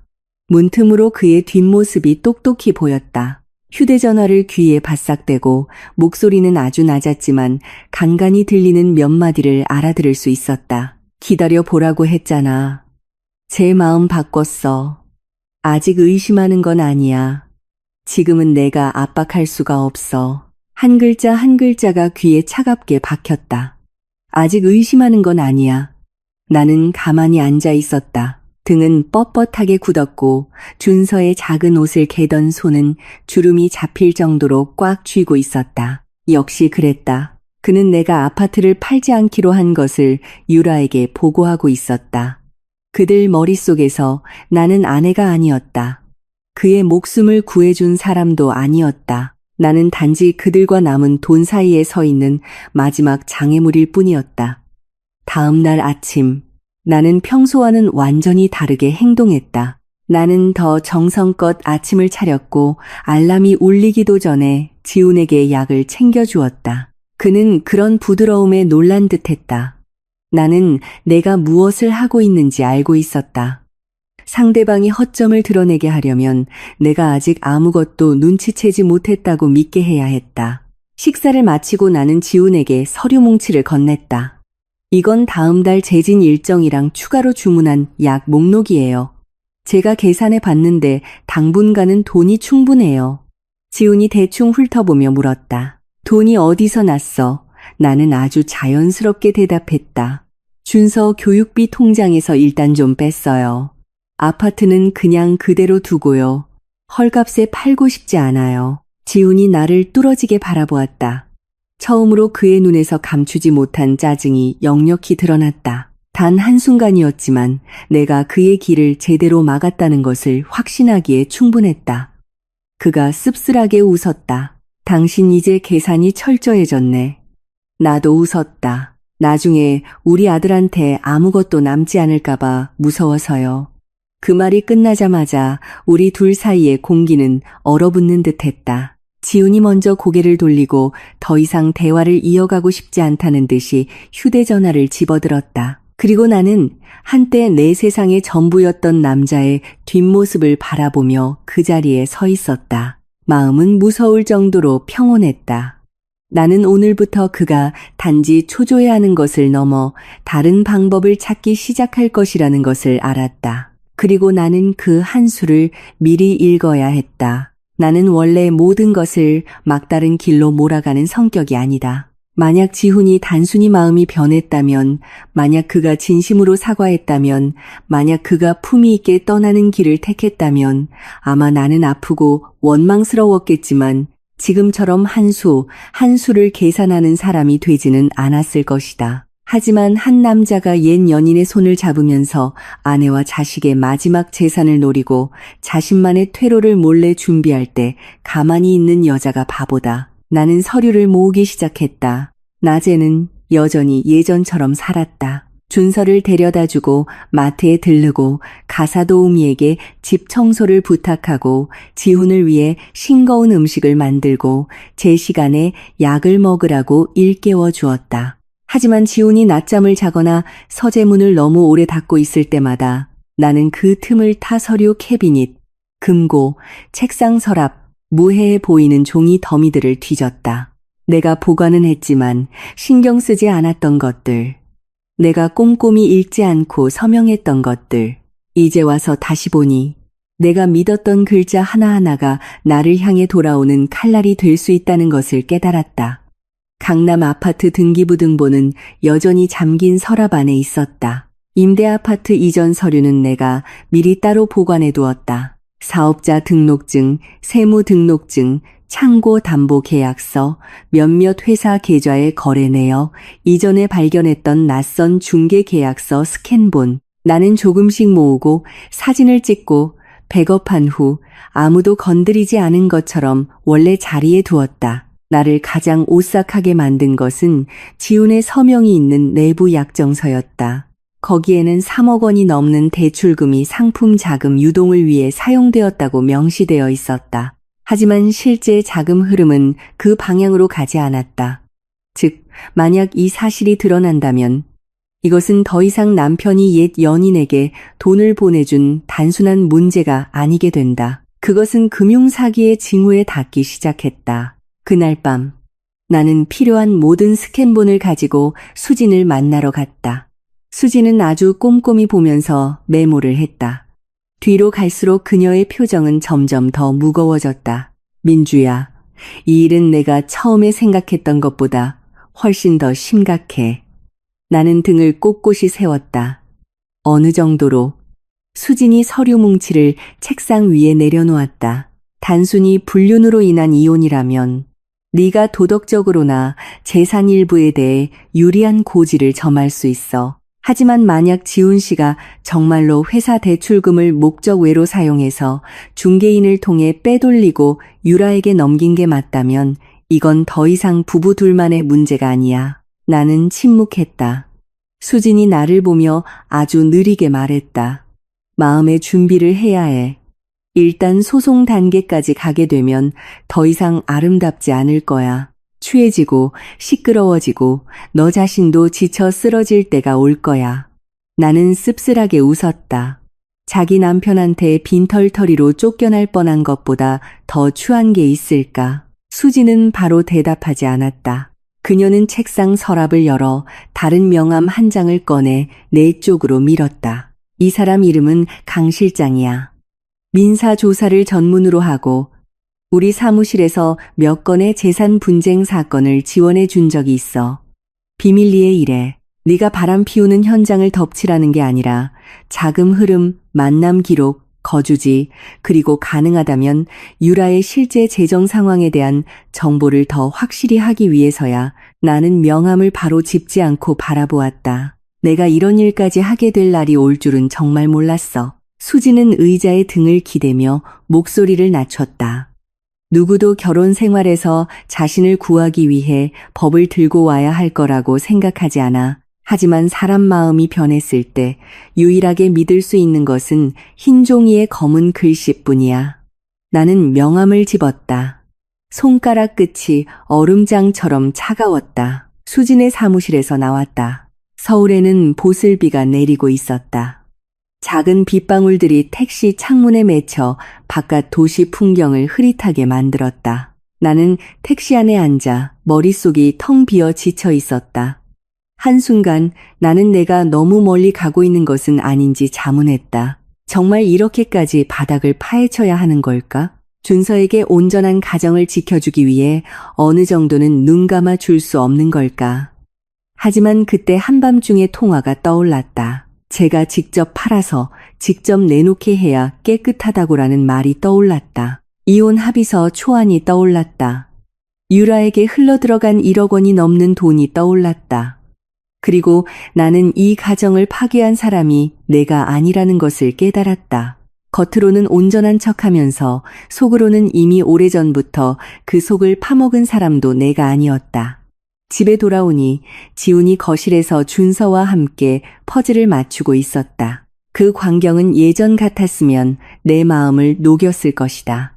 준서는 까르르 웃고 있었고 지훈도 드물게 따라 웃고 있었다. 거실의 노란 조명이 그의 얼굴을 비추어 부드럽게 보이게 했다. 마치 내가 사랑했던 그 남자 그대로였다. 단지 이제 나는 알았다. 어떤 사람들은 몇 시간 동안 좋은 아빠 역할을, 몇 끼의 식사 동안 다정한 남편 역할을 아주 잘 해내면서 뒤에서는 아내와 자식을 벼랑으로 밀어낼 방법을 몰래 준비한다는 것을. 지훈이 고개를 들어 나를 보았다. 평범한 목소리였다. 늦었네? 나는 신발을 벗고 들어서며 가방을 소파에 내려놓았다. 친구한테서 예전 회계 자료 좀 받아왔어. 지훈이 나를 1초간 바라보다가 이어서 물었다. 회사 일이야? 나는 고개를 끄덕였다. 응, 분기 마감 보고서 내기 전에 몇 가지 항목을 다시 검토해봐야 할 것 같아서 조심해서 나쁠 건 없잖아. 나는 지훈의 손이 퍼즐 조각 위에서 멈칫하는 것을 똑똑히 보았다. 아주 잠깐이었지만 그가 내가 의도한 대로 그 말을 이해했다는 것을 알기에 충분했다. 나는 정면으로 지적하지 않았다. 나는 그저 내가 지금까지 그가 보지 않을 것이라고 생각했던 것들을 보고 있다는 신호를 던졌을 뿐이다. 그날 밤 준서를 재우고 나서 나는 강 실장의 번호를 가짜 이름으로 저장했다. 그리고 단 한 문장의 메시지를 보냈다. 혼인 관계에서의 재산 분쟁과 관련된 일부 거래 및 개인 관계에 대해 비밀 조사가 필요합니다. 일을 맡으신다면 내일 뵙겠습니다. 메시지를 보내고 나서 나는 휴대전화를 책상 위에 엎어놓았다. 어두운 방 안에서는 에어컨 소리가 규칙적으로 들렸고 내 심장은 느리지만 무겁게 뛰었다. 나는 방금 다른 문턱을 넘어섰다는 것을 알았다. 오늘부터 내가 도움을 청하는 사람은 더 이상 친구가 아니었다. 법이고 증거였고 나를 배신하지 않을 만큼 충분히 차가운 것들이었다. 다음 날 아침 나는 강 실장을 내가 사는 곳에서 몇 킬로미터 떨어진 골목 안에 작은 카페에서 만났다. 나는 일부러 너무 화려하지도 너무 붐비지도 않고 남들 눈에 띄지 않으면서 조용히 이야기할 수 있는 곳을 골랐다. 강 실장은 정시에 도착했다. 그는 40대 중반쯤으로 보였고 다부진 체격의 수수한 옷차림이었으며 말은 애두르지 않고 간결했다. 나는 그 시점에서 내가 줄 수 있는 것들을 그에게 먼저 건넸다. 서초에서의 지훈과 유라의 사진, 그녀가 임대 중인 오피스텔 정보, 일부 자금 흐름 거래 내역과 내 결혼 상황에 대한 아주 짧은 요약. 강 실장은 아주 빠르게 훑어보고는 물었다. 가장 필요하신 게 뭡니까? 나는 그를 똑바로 바라보았다. 바람 피우는 현장을 잡으려는 게 아니에요. 쓸모있는 진실이 필요해요. 강 실장이 고개를 끄덕였다. 구체적으로는 지훈 씨와 유라가 어디서 얼마나 자주 만나는지 알아야 해요. 회사나 제 남편 개인으로부터 그녀에게로 자금이 계속 흘러들어가는지 알아야 하고요. 유라의 빚이 어느 정도인지, 그리고 가능하다면 그들이 단순히 감정적인 관계를 넘어 재산 문제와도 관련이 있다는 것을 증명할 수 있는 추가적인 것들이 필요해요. 강 실장은 몇 초간 침묵하다가 대답했다. 가능합니다. 하지만 아셔야 할 것은 법정에서 사용될 수 있는 증거와 협상에서 주도권을 잡는데 도움이 되는 증거는 다른 문제라는 겁니다. 저는 두 가지 방향으로 모두 수집하겠습니다. 나는 고개를 끄덕였다. 얼마나 걸릴까요? 3일 안에 초기 보고서를 보내드리겠습니다. 나는 그 자리에서 선금을 지급했다. 전자 영수증에 서명할 때 내 손이 더 이상 떨리지 않는 것을 느꼈다. 아마도 어느 정도 사람이 막다른 골목에 몰리면 고통은 자동적으로 냉철함에 자리를 내주는 것 같다. 집에 돌아오자 나는 다시 예전의 아내로 돌아갔다. 지훈은 서재에 앉아 있었다. 노트북은 켜져 있었고 휴대전화는 책상 위에 엎어져 있었다. 나는 문을 노크하고 약을 들고 들어갔다. 시간 됐어요. 지훈이 고개를 들었다. 시선이 나를 아주 빠르게 훑고 지나갔다. 응, 거기 둬. 나는 바로 나가지 않았다. 나는 물병 뚜껑을 열어 그의 바로 앞에 놓았다. 지금 바로 마셔요.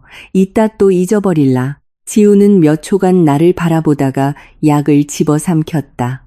나는 그가 다 마실 때까지 서 있다가 돌아섰다. 한밤중에 통화를 들은 날부터 나는 더 이상 그의 약 복용을 내 시야 밖으로 둘 수 없었다. 나는 그가 무슨 짓을 하려는지 아직 몰랐지만 한 가지는 확실히 알았다. 만약 나중에 무슨 일이 생긴다면 내가 먼저 내게 과실이 없음을 증명할 수 있어야 한다는 것을.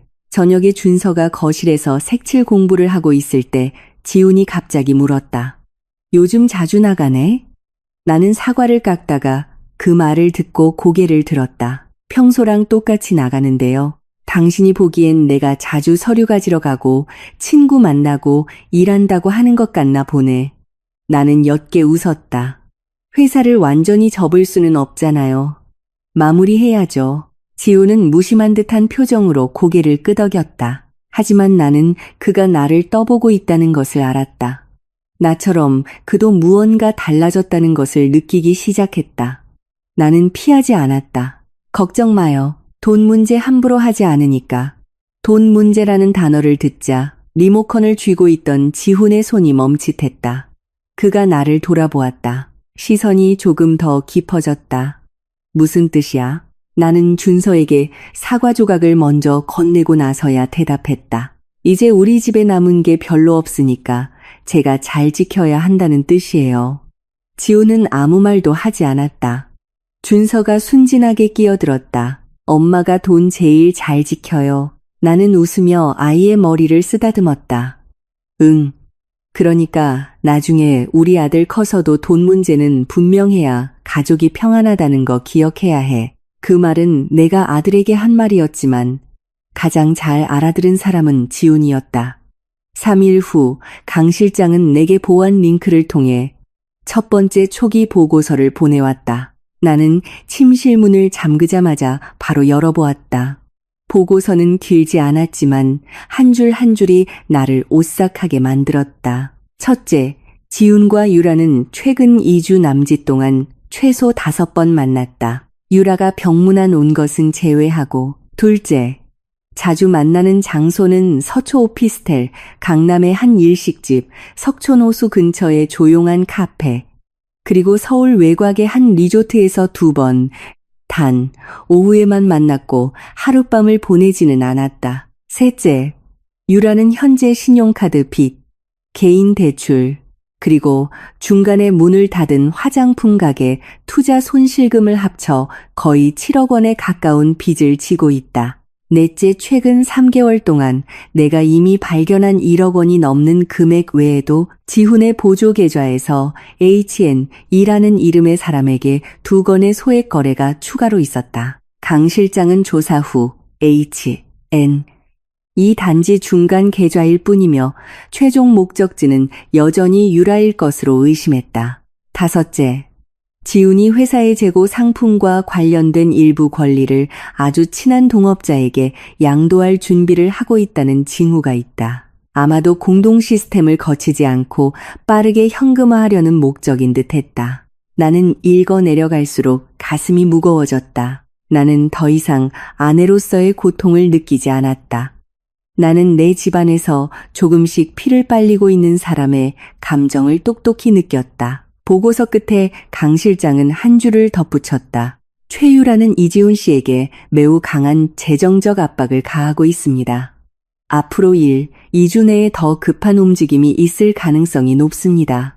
나는 전체 내용을 캡처하여 바로 수진에게 보냈다. 5분 후 휴대전화가 울렸다. 수진이었다. 봤어. 그녀의 목소리는 간결했다. 상황이 우리가 생각했던 것보다 더 나빠. 나는 침대머리에 등을 기댄 채 창밖을 멍하니 바라보았다. 이제 난 뭘 해야 해? 수진이 바로 대답했다.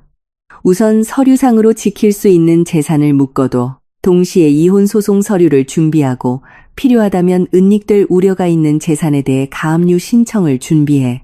하지만 아직 제출하지는 마. 한 번 더 기다려보자. 왜? 내 생각에 그들이 곧 더 큰 수를 스스로 드러낼 것 같거든. 나는 눈을 감았다. 바로 그때 밖에서 준서를 재우는 지훈의 목소리가 들렸다. 그의 목소리는 아주 부드럽고 아주 평범했다. 마치 그 남자가 내가 방금 읽은 거래 내역, 비밀스러운 만남, 돈과 계산들과는 아무런 관련이 없는 사람인 것처럼. 나는 눈을 떴다. 휴대전화 화면을 껐다. 나는 알았다. 가장 큰 파도는 아직 오지 않았다. 하지만 그것은 아주 가까이 와 있었다. 강 실장의 첫 번째 보고서 이후 나는 더 이상 지훈을 남편으로 보지 않았다. 나는 그를 막 손을 쓰려는 사람으로 보았다. 단지 어떤 방법을 선택할지 아직 모를 뿐이었다. 수진의 말이 아주 옳았다. 돈 문제에 몰리면 사람은 사랑할 때나 미워할 때보다 더 빨리 본성을 드러낸다. 나는 겉으로 아무도 알아채지 못할 아주 작은 것들을 집 안에서 바꾸기 시작했다. 지훈의 약은 칸칸이 다시 나누고 먹기 전과 후의 사진을 찍었다. 약 먹는 시간은 별도의 수첩의 시간, 복용량, 건강 상태와 함께 기록했다. 매번 약을 줄 때마다 그가 삼키는 것을 끝까지 보고 나서야 돌아섰다. 서재에 놓인 물컵은 내가 직접 갈았다. 그를 위한 특별식은 내가 직접 요리하거나 적어도 가사도우미가 만드는 것을 내 눈으로 확인했다. 내가 그를 해칠까봐 두려워서가 아니었다. 언젠가 그나 유라가 사고를 만들고 나를 지목할까봐 두려웠기 때문이다. 나는 수진에게 부탁해 아무도 눈치채지 못하게 거실과 주방에 몰래 설치할 수 있는 초소형 카메라도 구했다.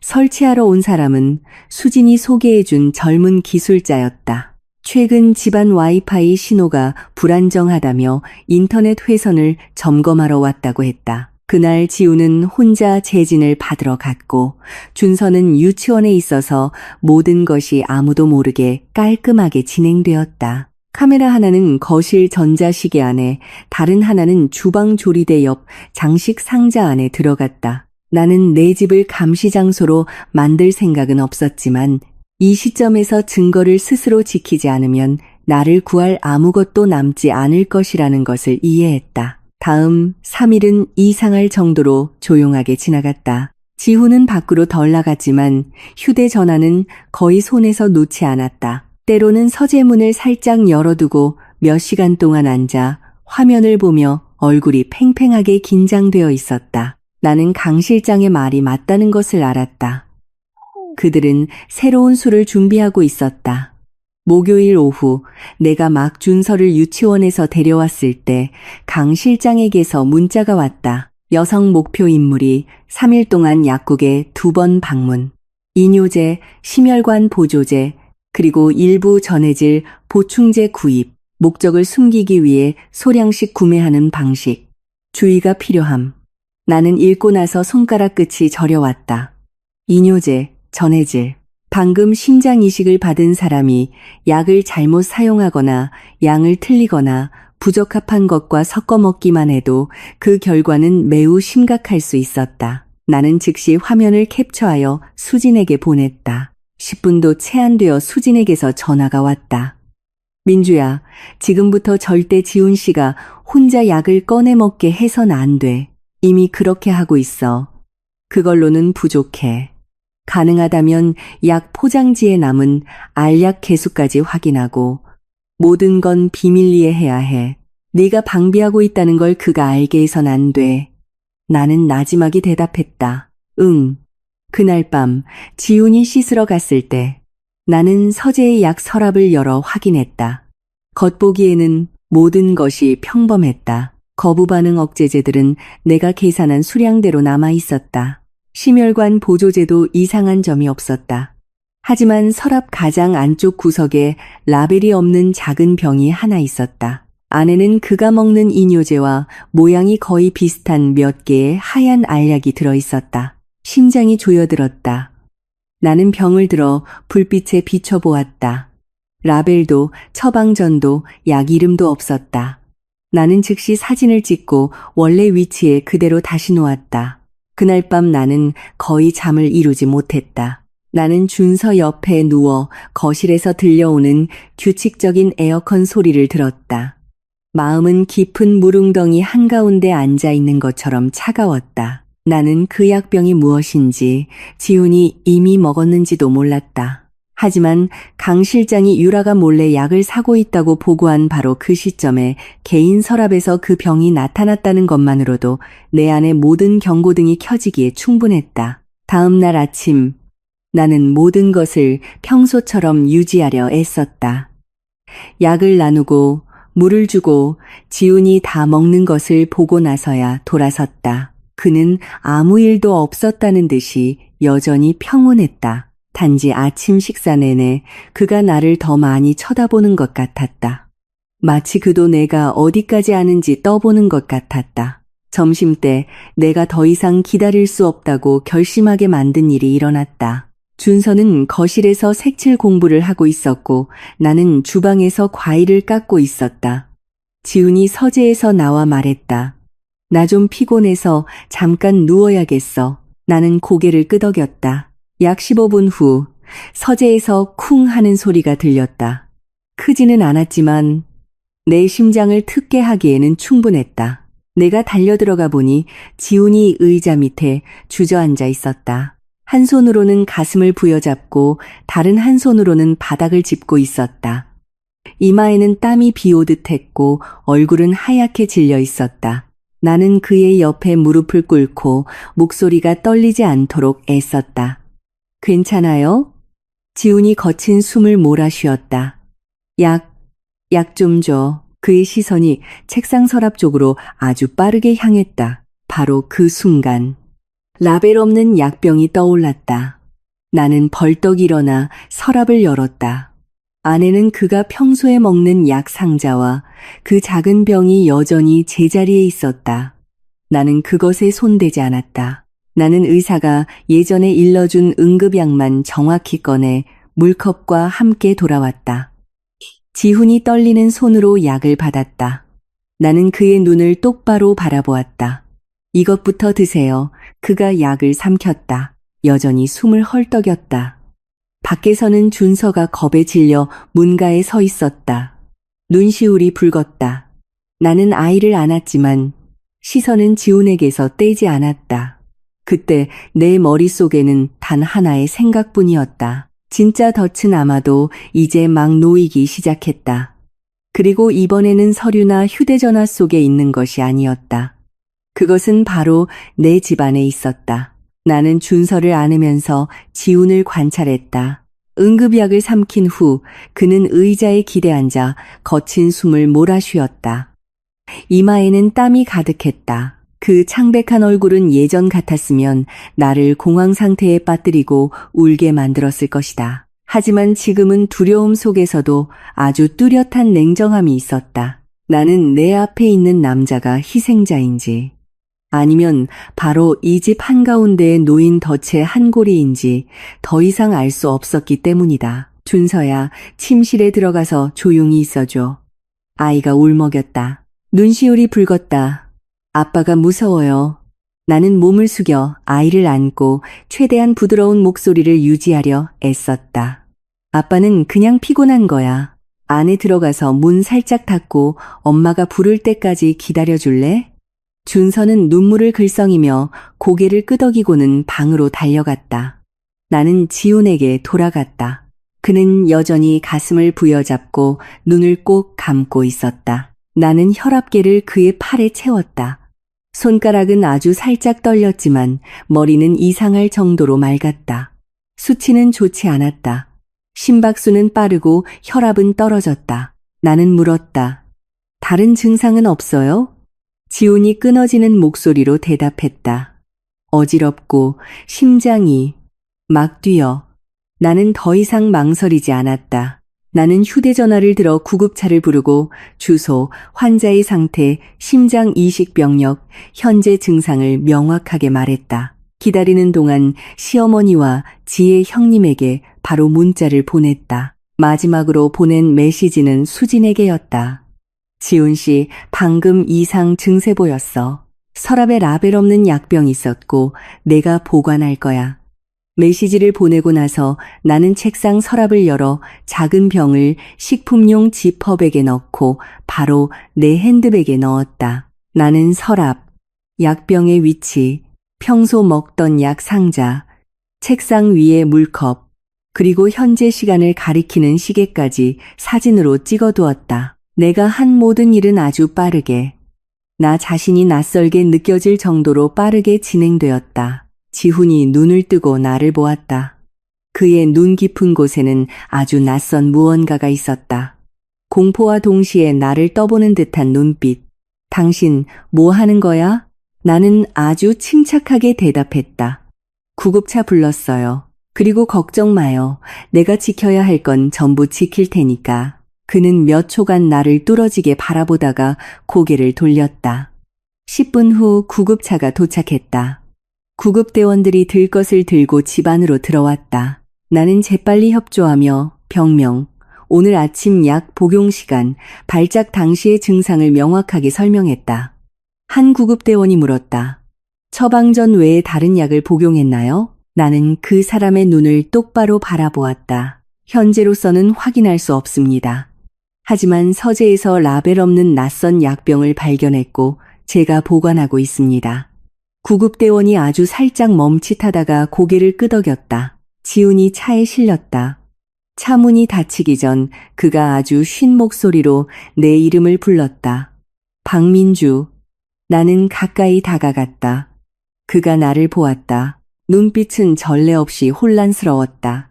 일 크게 만들지 마. 나는 몇 초간 가만히 서 있다가 되물었다. 어떤 일을요? 지우는 입술을 굳게 다물고 대답하지 못했다. 나는 들것 위의 이불을 살짝 끌어올려 주었다. 목소리는 물처럼 평온했다. 나는 그저 당신을 구하려고 노력하는 것뿐이에요. 언제나 그랬던 것처럼.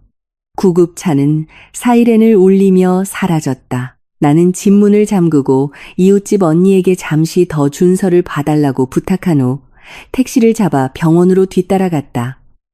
가는 내내 나는 핸드백을 꽉 쥐고 있었다. 그 안에는 라벨 없는 약병이 들어있었다. 작았지만 나는 그것이 앞으로 많은 것을 결정하게 될지도 모른다는 것을 알았다. 응급실에 도착하자 지우는 곧장 특별관찰 구역으로 옮겨졌다.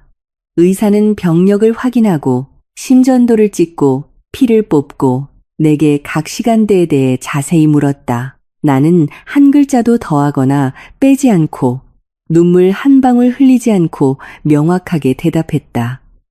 의사가 환자의 아내분이시죠? 라고 물었을 때에야 나는 잠시 멈칫하다가 고개를 끄덕였다. 바로 그때 시어머니와 지혜 형님이 허겁지겁 달려왔다. 시어머니는 나를 보자마자 손을 꼭 잡았다. 세상에, 어쩌다 이런 일이 생겼니? 나는 시어머니를 의자에 앉히며 피곤하지만 또렷한 목소리로 말했다. 의사 선생님이 검사하고 계세요. 서류랑 약 목록은 제가 다 챙겨왔어요. 지혜 형님이 내 얼굴과 내 손에 들린 가방을 번갈아 보았다. 재수 씨, 나한테 뭐 숨기는 거 있지? 나는 몇 초간 침묵했다. 지금은 다 말씀드릴 수 없어요. 하지만 집안에 이상한 게 있었어요. 지혜 형님이 멈칫했다. 잠시 후 의사가 나와 지훈이 부정맥과 비정상적인 전해질 불균형 증상을 보이며 면밀한 관찰과 추가 정밀 검사가 필요하다고 짧게 말했다. 나는 전해질 불균형이라는 네 글자를 듣자 심장이 바닥으로 곤두박질 치는 것 같았다. 우연이 아니었다. 우연일 리가 없었다. 나는 의사에게 잠시 따로 뵐 수 있는지 요청했다. 복도 구석에서 나는 핸드백에서 지퍼백을 꺼내며 목소리를 낮췄다. 의사 선생님, 이건 제가 남편 서랍에서 발견한 약병입니다. 라벨도 없고 처방된 약도 아닙니다. 병원에서 접수 기록을 남기고 검사를 요청합니다. 의사는 나와 약병을 번갈아 보았다. 눈빛이 즉시 변했다. 그는 아주 천천히 고개를 끄덕였다. 제게 주십시오. 병원 절차에 따라 처리하겠습니다. 나는 약병에서 손을 떼었지만 마음은 조금도 가벼워지지 않았다. 이 물건이 검사를 위해 보내지는 순간 모든 것이 더 이상 의심에 머무르지 않을 것이라는 것을 알았기 때문이다. 그것은 다른 국면으로 접어들 것이다. 내가 스스로를 구할 수 있거나 아니면 그들이 파놓은 함정에 그대로 빠지게 될 국면으로 나는 응급실 복도에서 거의 2시간을 앉아 있었다. 시어머니는 지혜 형님의 어깨에 기대 거친 숨을 몰아쉬었다. 지혜 형님은 창백한 얼굴로 안절부절 못하며 서성였다. 그리고 나는 처음부터 끝까지 등을 꼿꼿이 세우고 두 손을 무릎 위에 얹은 채 눈앞에 밝은 유리문을 뚫어지게 바라보았다. 남들이 보면 내가 너무 차갑다고 생각했을 것이다. 하지만 그때 내가 조금이라도 마음을 놓았다면 그대로 무너졌을 것이라는 것을 나 자신만이 알았다. 거의 자정이 다 되었을 때 의사가 나를 상담실로 따로 불렀다. 지우는 당장의 위험은 넘겼지만 상태는 결코 간단하지 않았다. 초기 결과, 뚜렷한 전해질 불균형이 나타났고 일부 수치는 비정상적으로 벗어나 있었다. 단순히 피곤하거나 약을 잊어먹었을 때와는 다른 양상이었다. 의사는 바로 결론을 내리지는 않았지만 내 심장을 얼어붙게 만든 한마디를 했다. 환자가 처방전 외에 다른 약이나 건강기능식품을 복용했는지 명확히 할 필요가 있습니다. 나는 그를 똑바로 바라보았다. 제가 드린 약병이요. 그가 고개를 끄덕였다. 임시로 봉인해 두었습니다. 병원에서 절차에 따라 검사를 의뢰할 겁니다.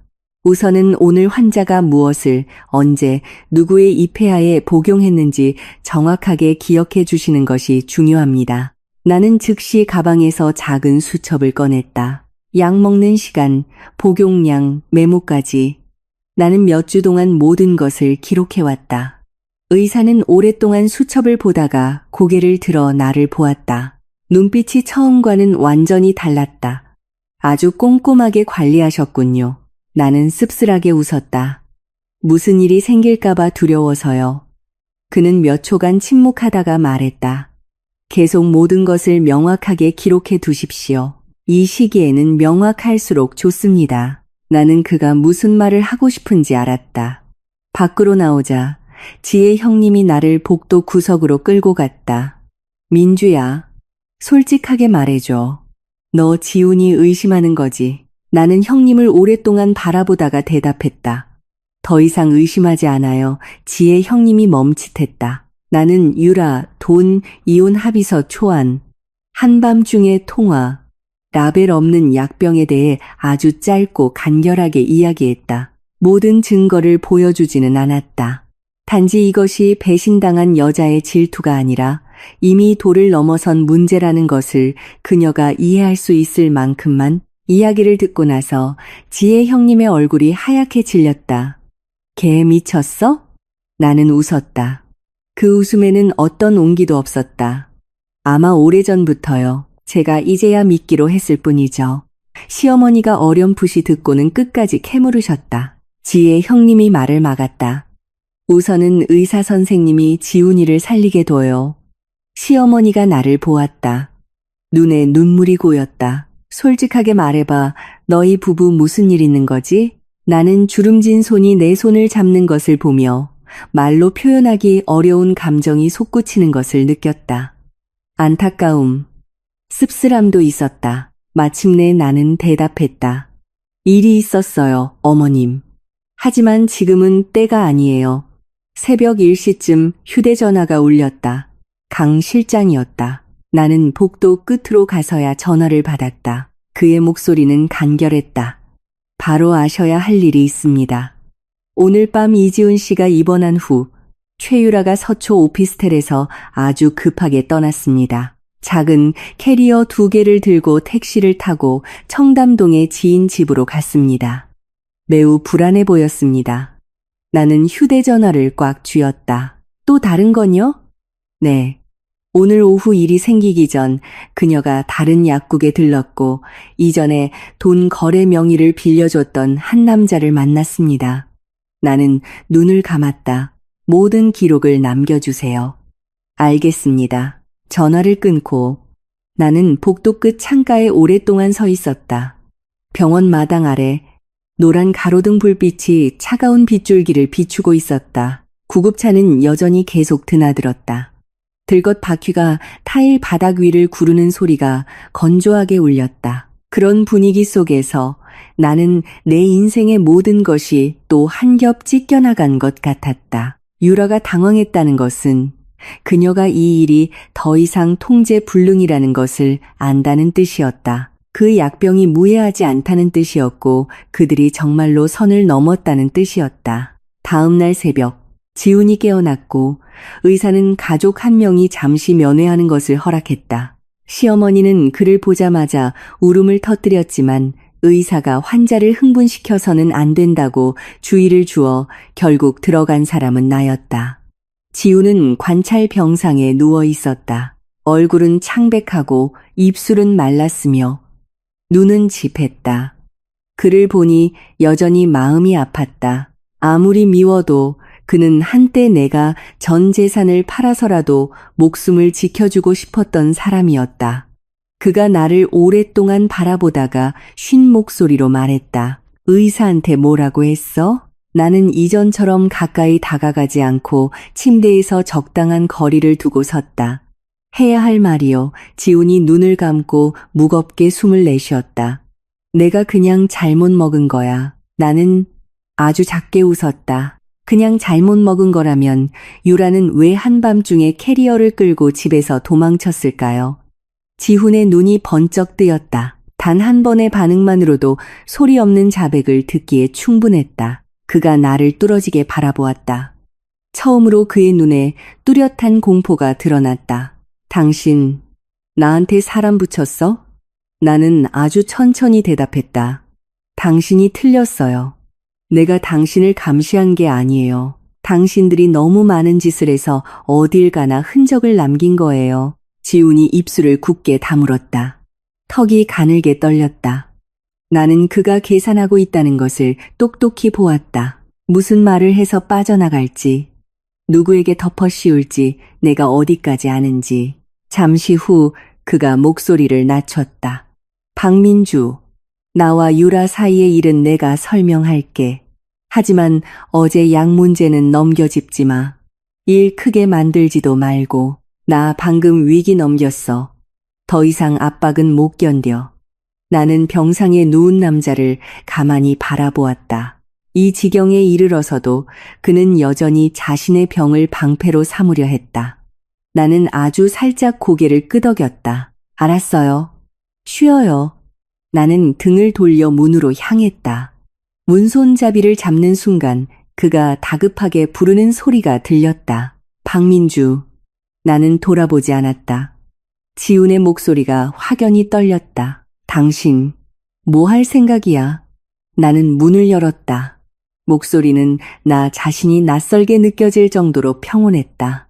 당신 휴대전화에서 이혼아 비서 초안을 봤을 때 했어야 할 일을 하려는 거예요. 문이 내 등 뒤에서 닫혔다. 밖으로 나오면서 나는 한 가지를 분명히 알았다. 지훈이 두려워하기 시작했다. 언제나 주도권을 쥐고 있던 사람이 두려워하기 시작했다는 것은 판이 뒤집혔다는 뜻이었다. 바로 다음 날 아침 나는 수진과 함께 그녀의 법률 사무소로 갔다. 우리는 거의 3시간 동안 앉아 모든 서류를 마지막으로 한 번 더 검토했다. 불륜 증거, 계좌이체 내역, 지훈이 작성한 이혼 합의서 초안, 지훈과 유라가 만나는 사진, 강 실장의 보고서, 내 약물 기록, 병원에서 접수한 라벨 없는 약병 기록, 모든 것이 인쇄되어 각 묶음으로 분류되었다. 수지는 이혼 소송 초안을 내밀기 전 나를 오랫동안 바라보았다. 민주야, 마지막으로 한 번 더 물을게. 정말 확실해. 나는 펜을 들고 바로 대답하지 않았다. 머릿속에 온갖 장면들이 스쳐 지나갔다. 나와 지훈이 잠실의 작은 식당에서 결혼하던 날, 그가 산부인과에서 준서를 안고 아이처럼 웃던 날, 회사 일로 다투고 나서 저녁 식사 후에 저절로 화해하던 날, 그 세월은 진짜였다.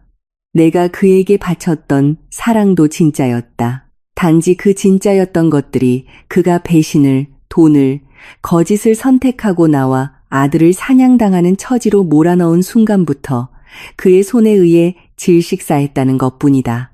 나는 아주 고든 필체로 서명했다. 떨림도 망설임도 없었다. 수진이 나지막이 숨을 내쉬었다. 좋아. 지금부터 우리는 더 이상 방어하는 입장이 아니야. 우리는 이혼 소송을 제기하는 동시에 은닉될 우려가 있는 재산에 대해 긴급 임시 조치를 신청하는 서류를 준비하기로 합의했다.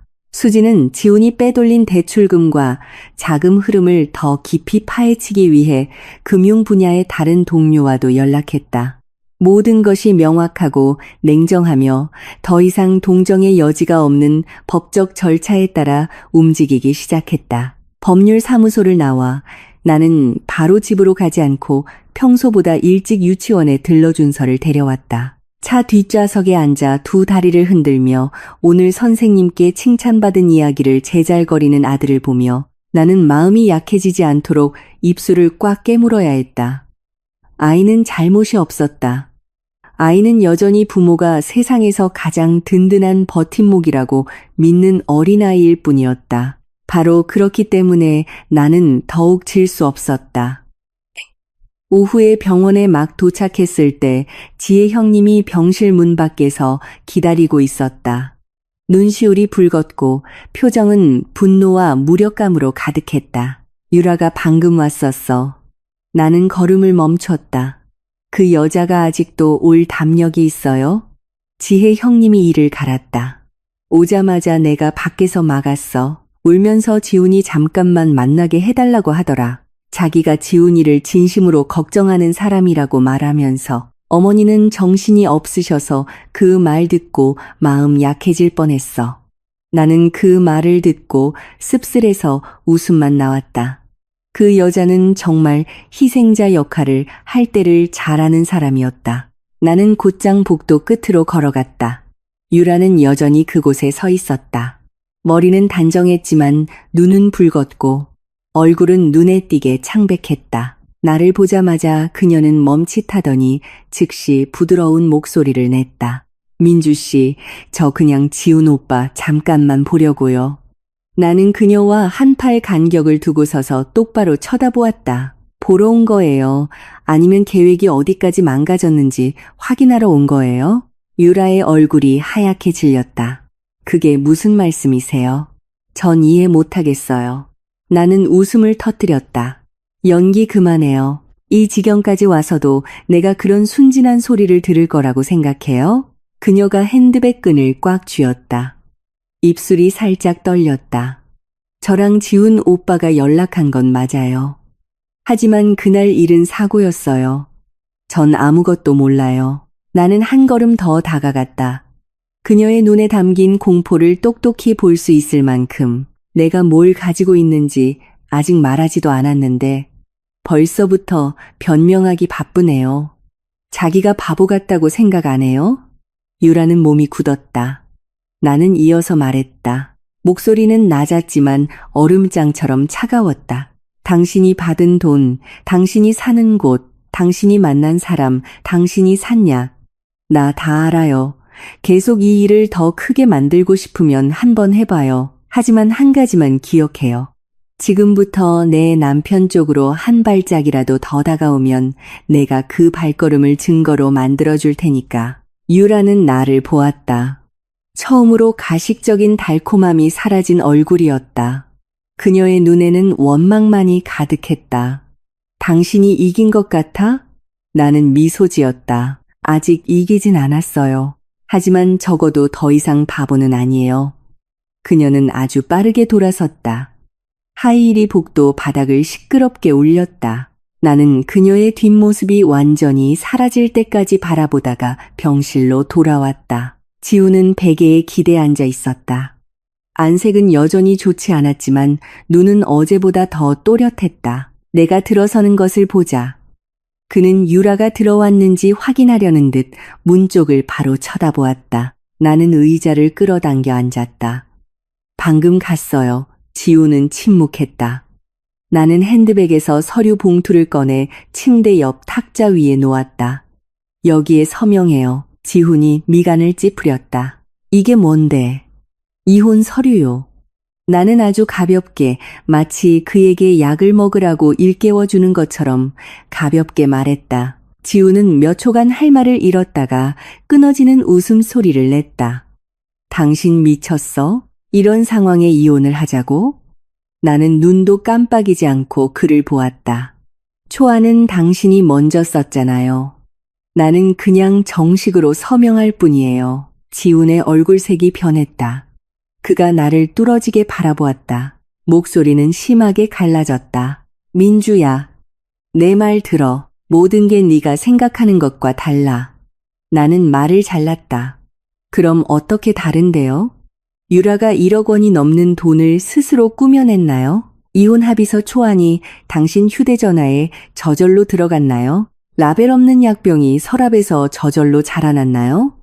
아니면 당신이 그녀에게 내가 마지막 아파트를 직접 팔아서 돈을 내놓게 해야 깨끗하다고 우연히 말했나요? 지우는 입을 벌렸지만 말을 잇지 못했다. 나는 내가 그의 가장 약한 곳을 찔렀다는 것을 알았다. 그가 거친 숨을 몰아쉬기 시작했다. 가슴이 심하게 오르내렸다. 나는 이전처럼 그를 달래러 다가가지 않고 가만히 앉아 있었다. 지훈 씨, 똑똑히 들어요.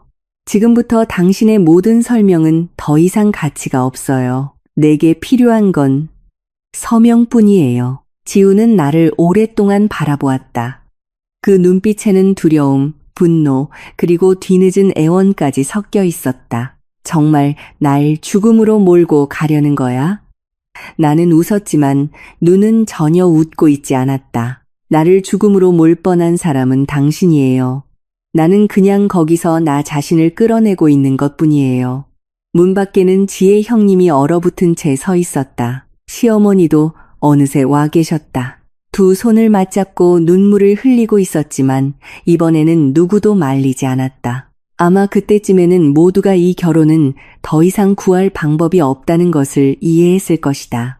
나는 일어서서 봉투를 지훈의 손 가까이로 밀었다. 가지고 있어요. 제 변호사가 곧 연락할 거예요. 만약 당신에게 마지막 남은 체면이라도 지키고 싶다면 모든 것을 최악의 상황까지 가게 만들지 마요. 나는 등을 돌려 곧장 문으로 향했다. 문에 다다랐을 때 지훈이 침대 난간을 세게 치는 소리와 함께 그의 목소리가 뒤에서 갈라지는 것을 들었다. 박민주, 나는 돌아보지 않았다. 단 한 번만 더 돌아보면 옛 시절의 그 남자를 떠올리게 될지도 모른다는 것을 알았기 때문이다. 그리고 나는 더 이상 마음이 약해져서는 안 되었다. 내가 병원 탁자에 이혼 서류를 남겨두고 온 날 이후 모든 일은 내가 생각했던 것보다 더 빠르게 진행되었다. 아마도 지훈이 내가 법을 들고 나온 이상 더 이상 돌아설 생각이 없다는 것을 누구보다 잘 알았기 때문일 것이다. 또한 아마도 그 자신이 내가 쥔 증거들이 모든 것을 그가 더 이상 감출 수 없는 곳으로 몰고 가기에 충분하다는 것을 알았기 때문일 것이다. 수진이 나를 대신해 지훈 측 변호사와 일했다. 처음에는 그가 시간을 끌고 싶어 했고 나와 따로 이야기하고 싶어 했으며 설명하고 싶어 하고 서로의 체면을 지켜주는 선에서 협상하고 싶어 했다. 하지만 나는 모두 거절했다. 내 선의를 재산을 빼돌리는 핑계로 삼고 나아가 나를 남편을 해친 죄인으로 몰아가려 했던 사람과 더 이상 할 이야기는 없었다. 마침내 라벨 없는 약병의 검사 결과가 나왔다.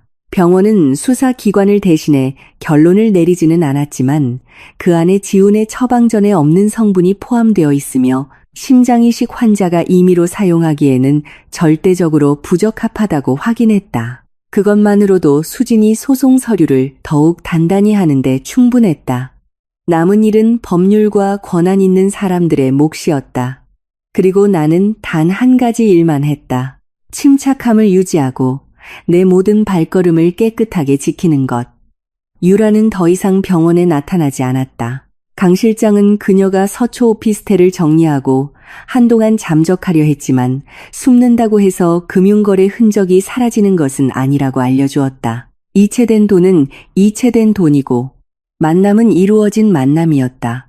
약 구매 기록, 중개 거래, 비밀스러운 약속들, 모든 것을 종합했을 때 그림은 부인할 수 없을 정도로 명확하게 드러났다. 지훈은 그 후 3일 만에 이혼 서류에 서명했다. 그는 양측 변호사와 지혜 형님이 지켜보는 가운데 병실에서 서명했다. 시어머니는 복도 밖에서 기절할 듯이 우셨다. 그리고 나는 그의 펜끝이 종이 위에서 떨리는 선을 긋는 것을 보며 마음속에 더 이상 어떤 파도도 일지 않는 것을 느꼈다. 아마도 너무나 많은 밤을 새우고 너무나 많은 피눈물을 삼킨 끝에 그 순간 나는 정말로 모든 감정이 바닥났을 것이다. 이 이혼의 대가는 매우 컸다. 지우는 내가 준서의 양육권을 갖는 것을 받아들여야 했다. 남은 재산은 대조, 추적, 관련 항목 처리 후 내가 마지막 아파트와 두 모자가 다시 시작하기에 충분한 돈을 지킬 수 있게 되었다. 옛 회사는 거의 살릴 수 없게 되었다. 아쉽지 않았다. 두 사람의 땀으로 세워진 곳이 결국 한 사람이 속을 파먹는 도구가 되었다면 무너지는 것도 당연한 수순이었다. 지우는 병원에 거의 한 달 더 머물렀다. 그 사건 이후 그의 건강은 급격히 나빠졌다. 의사는 그의 몸이 예상보다 더 약하고 정신적으로도 불안정하여 회복 과정이 매우 길어질 것이라고 말했다. 나는 여전히 내 마지막 책임을 다했다.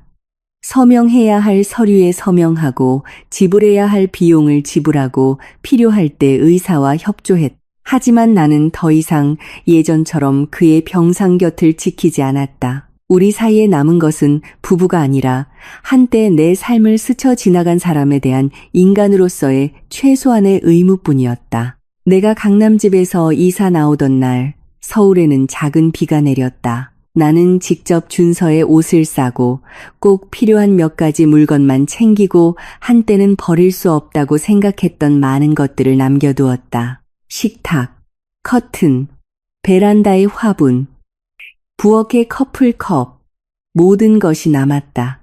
나는 텅 빈 거실 한가운데에 오랫동안 서 있다가 캐리어를 끌고 나섰다. 준서가 내 손을 잡고 물었다. 엄마, 우리 어디 가요? 나는 아이의 머리를 쓰다듬으며 미소 지었다. 우리 새 집에 가는 거야. 엄마랑 너 둘만 있지만 평안할 거야. 아이가 나를 올려다보더니 내 다리를 꼭 껴안았다. 엄마만 있으면 돼요. 단 네 마디에 나는 눈물을 감추기 위해 고개를 돌려야 했다.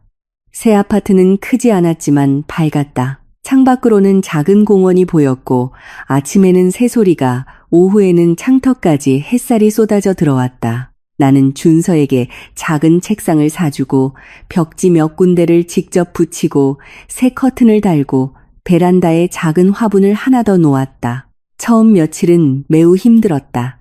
아직 마무리되지 않은 법적 서류를 처리하면서 일자리를 찾고 아이를 돌보고 집안에 나눌 다른 어른 없이 사는 법을 배워야 했다. 하지만 이상하게도 바쁠수록 내가 다시 살아나는 것을 느꼈다.